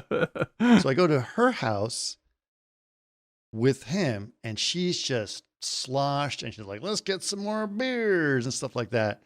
And this is like 3:00 in the morning, right? And he's like about to make out with her, and they're totally trash, the two of them. At which point her husband comes downstairs. Hey, That's so great. cuckoo choo. At which point it's like, what's going on, guys? And I'm like, I'm pale as a sheet. I'm like, Leaving. What a good idea. I'm like, I'm gonna get this guy out of here. I don't want to be part of this. We're going to He's sleep really on drunk. the street. Trust me. And he's like, my Big Al has no idea what's going on Right. because he's just drunk, and he's like, Yeah. yeah, there's a girl. She wants to make out with me. Yep. And I was like, oh, that was the worst. It was so awkward. That was my telephone moment thing. That was the profound, endless shame. I don't know why I brought that story up, but I just thought about it. It's a good story, though. Yeah, that's it. This is the kind Brings of back memories. this is I think that level of shame is how Francis feels most of the time in this movie. Yeah, that was completely out of her depth and only heading further down. I think Right. that's it. Yeah. So anyway, so she doesn't quite nail it. So okay, all right. Where does it go from here? You guys remind me of it because you guys have seen it more than I have. So she's roommates with Adam Driver and those guys. She can't quite pay the rent. She's then realizes that should be able to pay the rent because she's going to be in the winter show, which is when she's going to make the extra money. Right. But she's now. But she's now like, you didn't make the winter that show. doesn't happen. Yeah. Right. So and meanwhile, she can't she's really like, yeah, like she's getting more and more estranged in her friendship with her best friend. She is trying her best friend is turning into an adult, and she's not. Right, you know, That's and what it like, is, yeah. and what's like, and her best friend's turning into an adult in the way that you don't want to see people turn into adults. Like she's marrying Moving to Connecticut. yeah, she's like marrying this kind of douchebag, and she's losing all. Like she's like one of my favorite lines, and I always say this is when Gerwig criticizes her friend and says, "It's one of the best things I've ever heard." She goes, you are judgmental of people who are not as moderate as you, and you don't read." Like I was like, whoa, that is a harsh thing to say.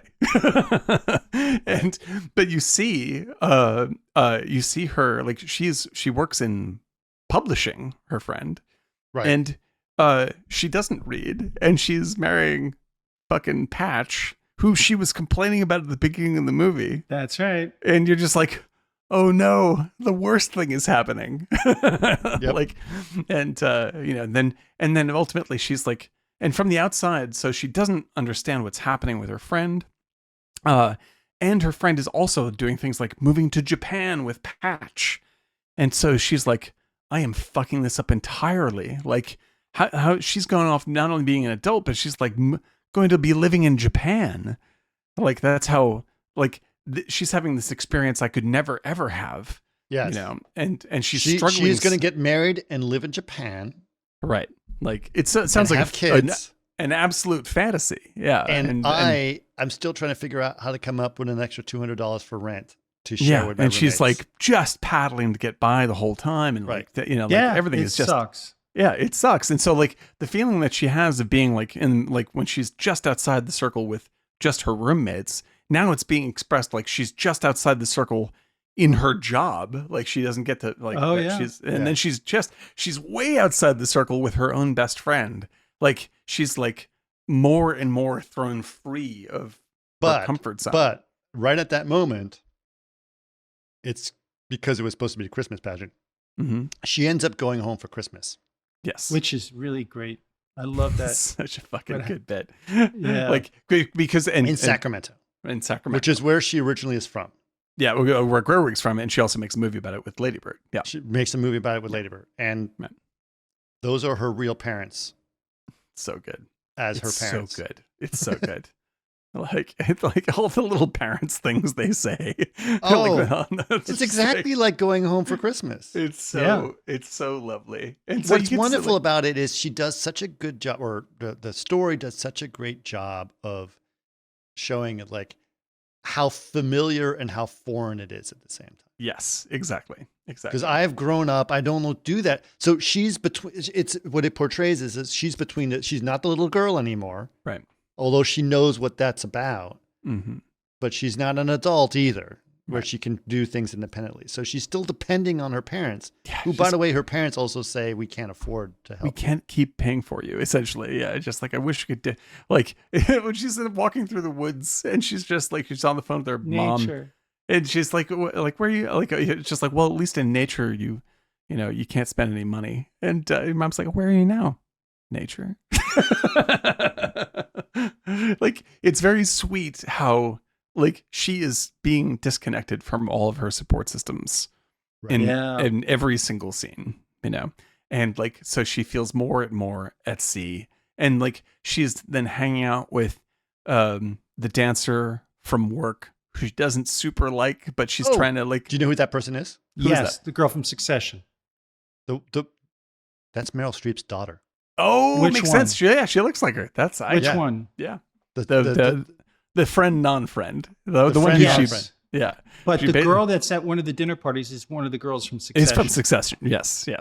But she's like picked that up. She's trying to like build a similar friendship to the friendship she had. She's before. trying to restore the friendship she had. And this is possibly the biggest nod to Manhattan, the Manhattan Lobster scene when Alvy tries to get a new girlfriend to appreciate the comedy that's Annie Hall. I'm sorry, Annie Hall from Annie Hall. Old Man podcast. It's Old Man. It's Annie Manhattan, that movie.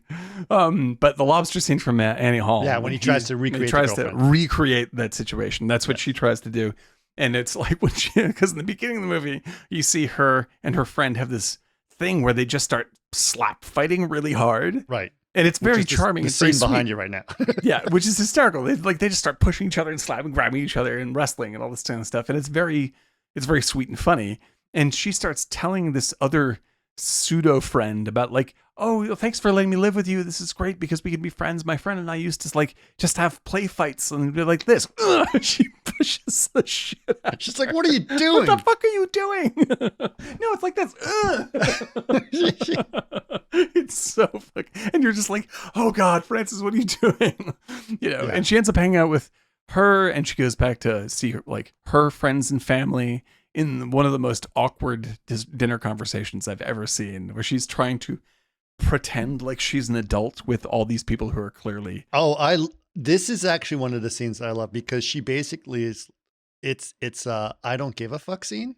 Yeah. She's not pretending, actually. Yeah. I don't think she's pretending. She's just like, well, this is what's going on. Yeah, it's like, this is the shit that's happening in my life. Yeah. And, my God. And she's doing it. She's not trying to brag or anything. Yeah. She's like, oh no, it's this. And they're all like, oh. And suddenly she realizes. You sound pretty fucked up. You sound pretty fucked up. But they're also kind of intrigued by her. Oh, yeah, of course. Yeah, she's a fascinating train wreck. Because she's fascinating. She's like, whatever. Yeah.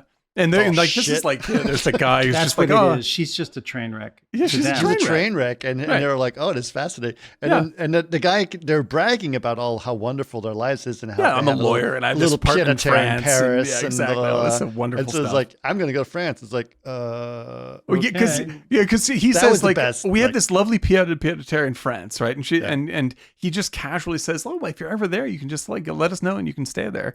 And then just as she's leaving this incredibly awkward dinner party, right? She's like, oh, you know what? It turns out I'm going to France this weekend. And he's like, But that's a big change do you for want her to do you want to character. stay at our apartment? Right? She's Yes, getting yes, I bullied to do. grab what she wants. Oh yeah, absolutely. Absolutely. Absolutely. Like it's a stumbly kind of thing, a way to do it, but she's Right. really trying. What's funny know. about that is you like, okay, so she's going to go to Paris and Yes. well, you have 2 days in Paris because that's all Right. she has time to do. And in any It's other movie, extraordinarily expensive for her. She has no Right. money. yeah, and she got a new credit card, She gets though. a new credit She card. got a new and credit fucking card. jacks it up. Like, it's so good. Free money. Meets her ex-friend, her old friend on the street, and he's with some new girlfriend. And the girlfriend's just like, oh, how are you affording to go? That's very expensive. And he's just like, oh, I got a new credit card. You know, I'm just like, well, that's not very smart. And he's just like, fuck off. Yeah. Sorry, you're very pretty. You know, and then she goes to France. And like, what's awesome is in any other movie, it'd be like, France. And then Right. she's like, free, blah, blah, blah, blah, blah. Nothing happens. Nothing like this happens. Because it's only Like, 2 days. It's 2 days. She's like, And she there's more- sleeps through it most because she took a drug to make her sleep. She sleeps. That's all the best part of the whole afternoon. thing. She tries to go to a bookstore and it's closed. It's fucking There hysterical. is a, you guys watch Portlandia? Yeah, Mhm. yeah.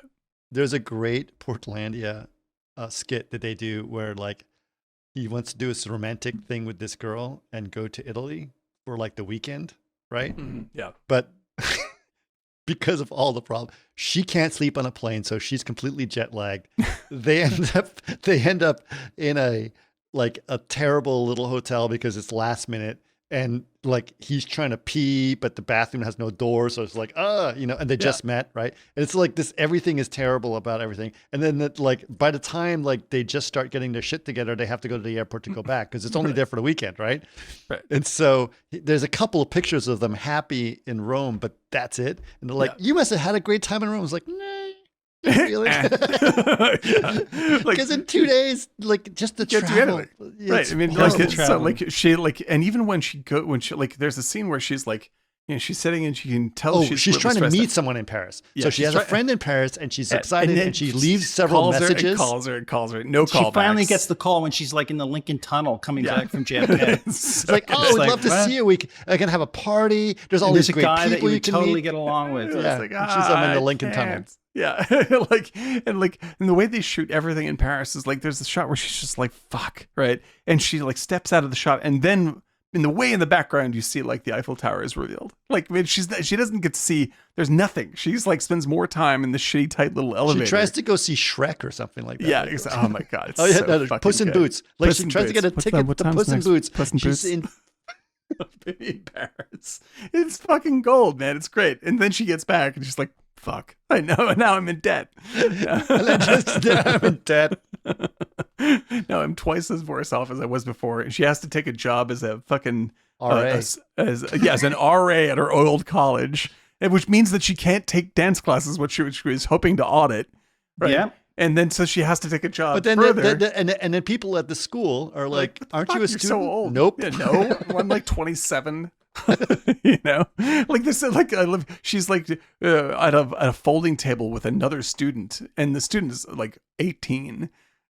She looks like a She's so little unimpressed kid. by her. She's just like, this wow. is- Like everything is horrible. She ends up being like working as a wine pourer for a what do you call it, for a catering business. You know, Right. And I just pour. No, just pour, right? And Oh, that's I love that scene. this. So there's this important politician that shows up, right. and the head caterer is like, "She's an important politician. Your job is to make sure that she's always taken care Loaded. of. Yeah, always taken care of. Always taken care of. So just She's here Be to give us behind money. her. Make sure you're Yeah. pouring a lot of wine. she's like Gregory Hines from History in the World to just pour the wine. Yes, just pour the wine. That's it. And yeah, like, and you know, this woman is like, you know, wandering around the party and just like hitting on guys and all this young shit. Young guys. Young Yeah. guys. And It's and then in the background funny she's as hell. making out with them like It's totally hysterical. And then while she's there, she suddenly sees her best friend is also Best there friend, yeah. with Patch. right. Right. And she basically made Patch go to this thing to give money to the school. So she could meet the fucking famous politician. And so Right. like the friend is like hammered off her ass and tries to go kiss the politician's ass. Just like, you're so inspiring. And this is my douchebag fiance. You're just like, oh God. And so Frances finally sees her friend in a Who's very drunk. Who's in a train wreck state, just like herself. Right. Right. And because her life is not exactly going the way it's she not wants. the fucking fantasy land of Japan, where Right. everything is wonderful and the blog is talking about how incredible their lives Here's are. the thing, Chris. You started off like, I don't like this film, or No, I have he's to no, see no, it I to be again. fair, he explained said everything. like there's a certain thing, there's a Sex in the City-ness about the isolated world experience Yeah. that I totally get. That if you bump off of, it's hard to get into the movie. But like in going through the movie, I hope you see like the joy. this is- But Yeah. I don't mean- think there's anything Sex in the City about it. Just not to defend, I- because Sex in the City is based off like just the not reality. Well, It's so Sex in the City stupid. ultimately is the opposite of this because it's That's so right. shallow, right? But I like, however, understand. structurally I understand. and the There's way a- that it there's represented it, similarities there's a between this. similarity. Like I Right? totally get what you're saying. And so I understand that there's absolute differences, but you can understand that I can see Sex in the City in this there because of that. And as someone who reacts very negatively to Sex in the City, Right. because Because I it's a I find dislike selfish, Sex in the arrogant City, bunch but of bullshit. I didn't see any Sex in the City in Well, that. no, I like- find it to be one, and the problem I have with Sex in the City, and maybe I don't know, Besides it's being like- shit.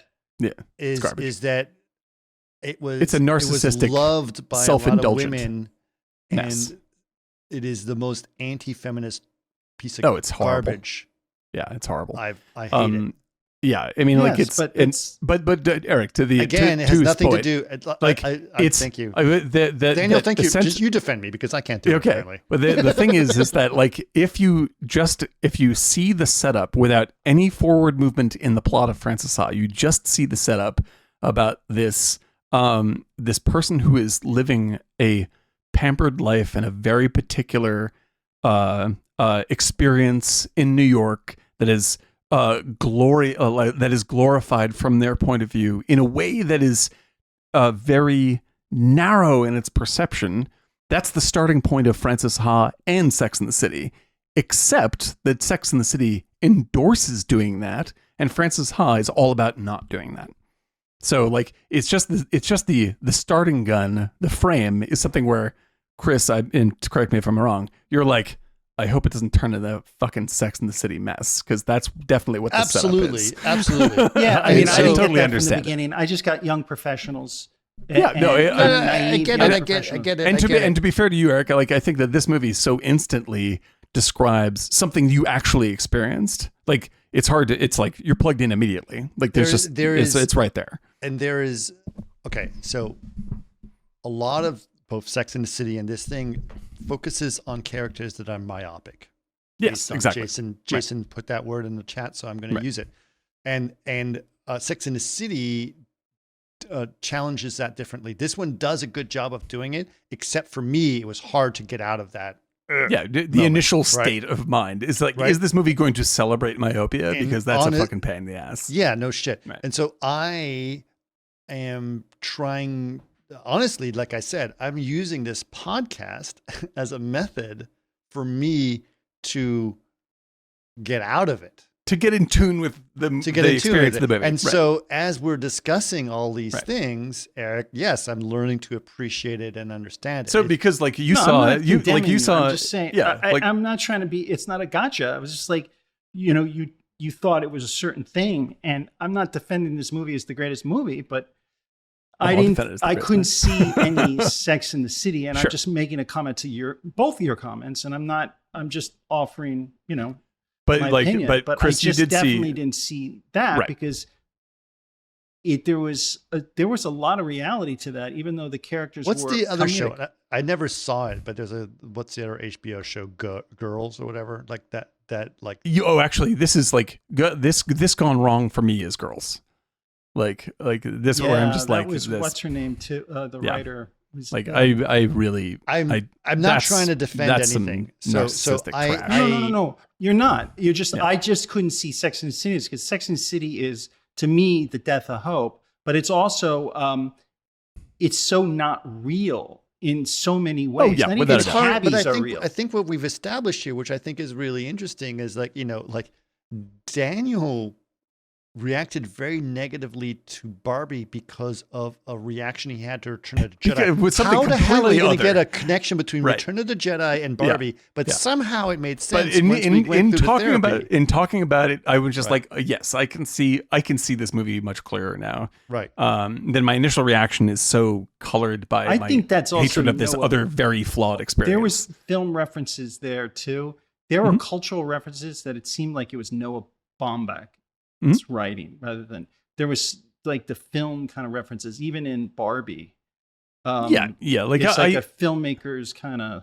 I don't know either of these people, so it's hard for me to say. Like, I don't really know how, like, their two personalities in terms of the art that they communicate seem opposed to me. I don't know how it works out for them. So I don't know. Because, like, but, like, their work in this together came together very beautifully. And I can say, like, for you, Chris, essentially, like, the reason, like, your target in this podcast is, like, by the end of the movie, which we're coming up to now, you now saw where the movie was going all along. And now you go like, I should probably reappraise this because Yes. like it went entirely in a different direction than I had initially assumed it might, and I missed out on I enjoying don't some stuff. necessarily say that. I just think like it's more like I think there's something that I got distracted by. Yeah, absolutely. That spoiled it I as totally we were get going it. through I it. totally And get so talking through it like we're doing now. Yeah, it's which helpful. It's very helpful. And then as I'm, you can clearly see, I'm getting excited talking about this. Yeah, it's like once you tune into this movie, like Yeah. it's such a loving, wonderful, kind experience. And like literally when I rewatched it this early morning, there's a moment in this movie that if I were to put together like the greatest moments in movies, it would definitely be in the top 100. Is Falling down. falling down when she's going back for the cash machine. It makes me laugh my ass off every single time. But it's the when for a moment everything seems to be going right, and it cuts to the David Bowie Modern Love. Modern Love needle drop, and she is dancing across That the must street. have been the most expensive needle drop of the movie. And it is so I am so elated every time. I started crying. I literally like tears. You do that all the Melancholy, time. tears That on my doesn't count face. anymp Doesn't No, count. this is what I'm saying. Like it The this boy is who what cry like this on the when, podcast all the time. absolutely. but that's because when movies do it right, there's literally no experience that can dwarf it. It's just incredible. And this movie has a couple of this. Really, love really crying amazing. movies, I'll tell you that. Okay. Yeah, it's unbelievable. But so basically, her drunken friend Yeah. accosts her, at which point she brings her drunken friend back in. They're like their old roommates again, taking care of Yep. each other when they're drunk. At which Yep. point her friend reveals to her how she's not happy in Japan. Just She a fucking mess. Had a kid or lost a kid. I forgot what. Yeah, she had a was it? miscarriage. She had a Like, miscarriage. Patch is a I fucking was like, what the fuck? angry It's jerk. Like terrible. Like, and he yeah. says, oh, don't worry. We can just live. We can move back here and live together. And so to her, suddenly it's like, it's all going to be back to where it was. right. We're going to be back to where I wanted to be at the beginning of the movie. Right. It's all good. So Right. she's super excited, but her friend is really freaking drunk, throws up in her garbage can in the dorm, which In is the funny dorm. because Yes. it's they're living there. She's passed out in the dorm room. Yes, exactly. Which Because is she's really not right. Yes, And it's like they should be adults by now. yes. and- Yeah, it was really depressing to see her like poor drinks. Yeah, oh God, dude. It's And all the reaction from the students, like, Yeah. what? it's so perfectly sad that it's funny. Right. Yeah. And like and then after that, her friend friend- wakes up Wakes up. right, Go ahead. Tell him. and she she writes a note to her, describe like, so sorry about like blah blah blah. I can see that, I was a mess and that's why I'm leaving right now and everything. I'm gonna get my life, I'm gonna work out everything, blah blah blah. And she just gets in the car and drives off. And like they're so just out of sync, essentially. So Frances is running out the door after her, screaming for her to come back as her car drives away, and her friend doesn't hear her and drives away. And so you're just like, she's left again, like, okay. So it's not exactly She going to happen. thinks they're all going to just live in New York again. Yeah, and it's all going to be just the way it was. And anyone who knows that the hero's journey, you've come back to the same place, but you cannot, it won't be the same. Yeah. That's not the way that it works. That's why you don't go back to the same place. This is why. Yeah, but yes, that just like, don't. Just but this is move the on. learning experience of the film. Unlike And Barbie, where they end up exactly at the same place. at the same point, which is what Mattel demanded. Yeah, But anyway, you know what? She is a brilliant director and writer. I really love her, and I can imagine the pressure on working on Barbie because you had these executives probably. Yeah, she did everything she could with that movie to make the statements that she wanted And to she make. probably made some decent money on that deal. Oh shit, God, that she can is make primed to great do whatever she films wants. now for the rest of her life. Yeah, so I'm very happy for her. She's she's one of the greatest directors working today, and she made a shitload of money on Barbie. I'm very happy for her. Yeah, because now she can go do what she wants to do. Totally free. I think that's great. But yeah, so to sum up the end of the Sex movie, in the City 8. She'll be she's the like- Chris Nolan of female directors. I love it. That would be great because as Greta Gerwig intended, I would watch that. I don't. Oh, dude, as Greta Gerwig intended, yes. As Greta Gerwig intended, on your bed with a blanket around you on a chilly night with the window open with a snuggie. As Greta Gerwig intended.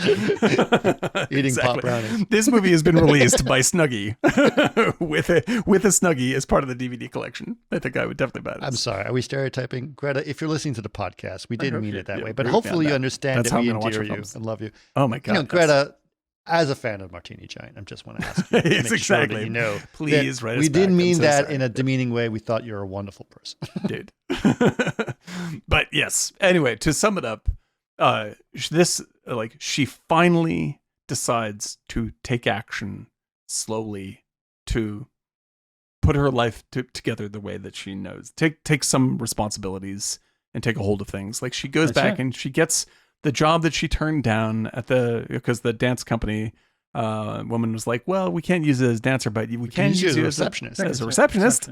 You know, and so she takes that gig and then she uses that money to pay for like her life, and she choreographs a dance in a small shitty theater, you know, and the dance itself is good and represents the movie. Like you see her journey essentially played out as modern dance, and everyone's there, and they sort of and her mentor or the dance teacher is there. Yeah, she's like smiling and proud of her. Yeah, nice job. This is a great first piece. And she doesn't care because her best friend comes and her best friend shows up. Exactly. And so like things come back together only now she is taking control of her life. And she even gets her own shitty little apartment to herself.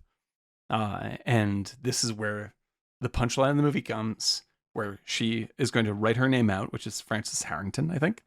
And she's going to write it out, put it in the mail slot or the door buzzer list.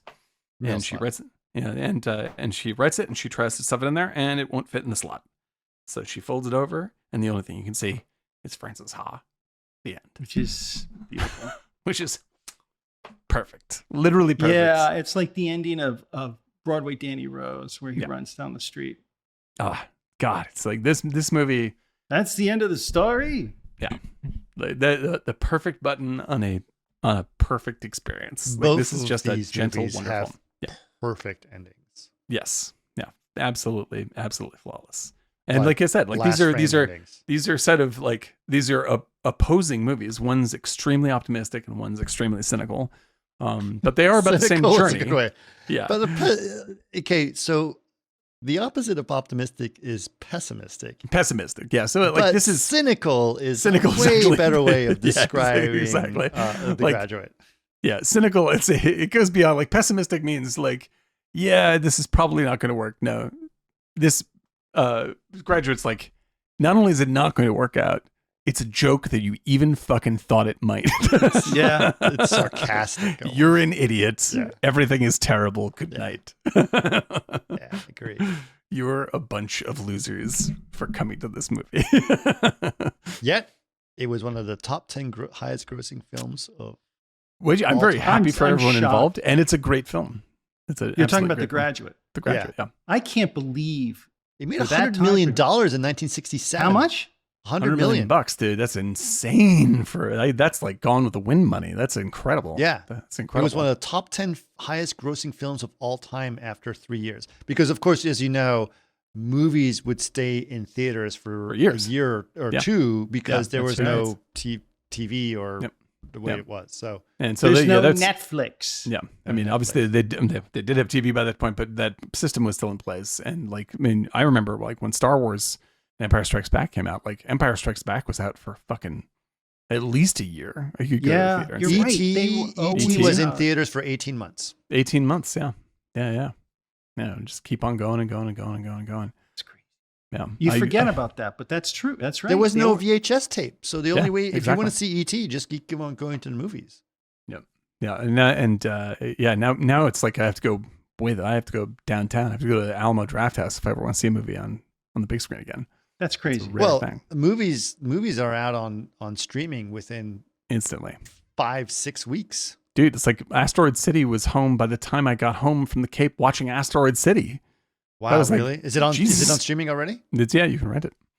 Well, it's movie. I like it. interesting. It's We good. tried to go see Indiana Jones the other day, and they put it at the theater. They put it in a small Oh, theater with like 6 seats, and there wasn't only the seats in front of the screen, so our necks would be killed.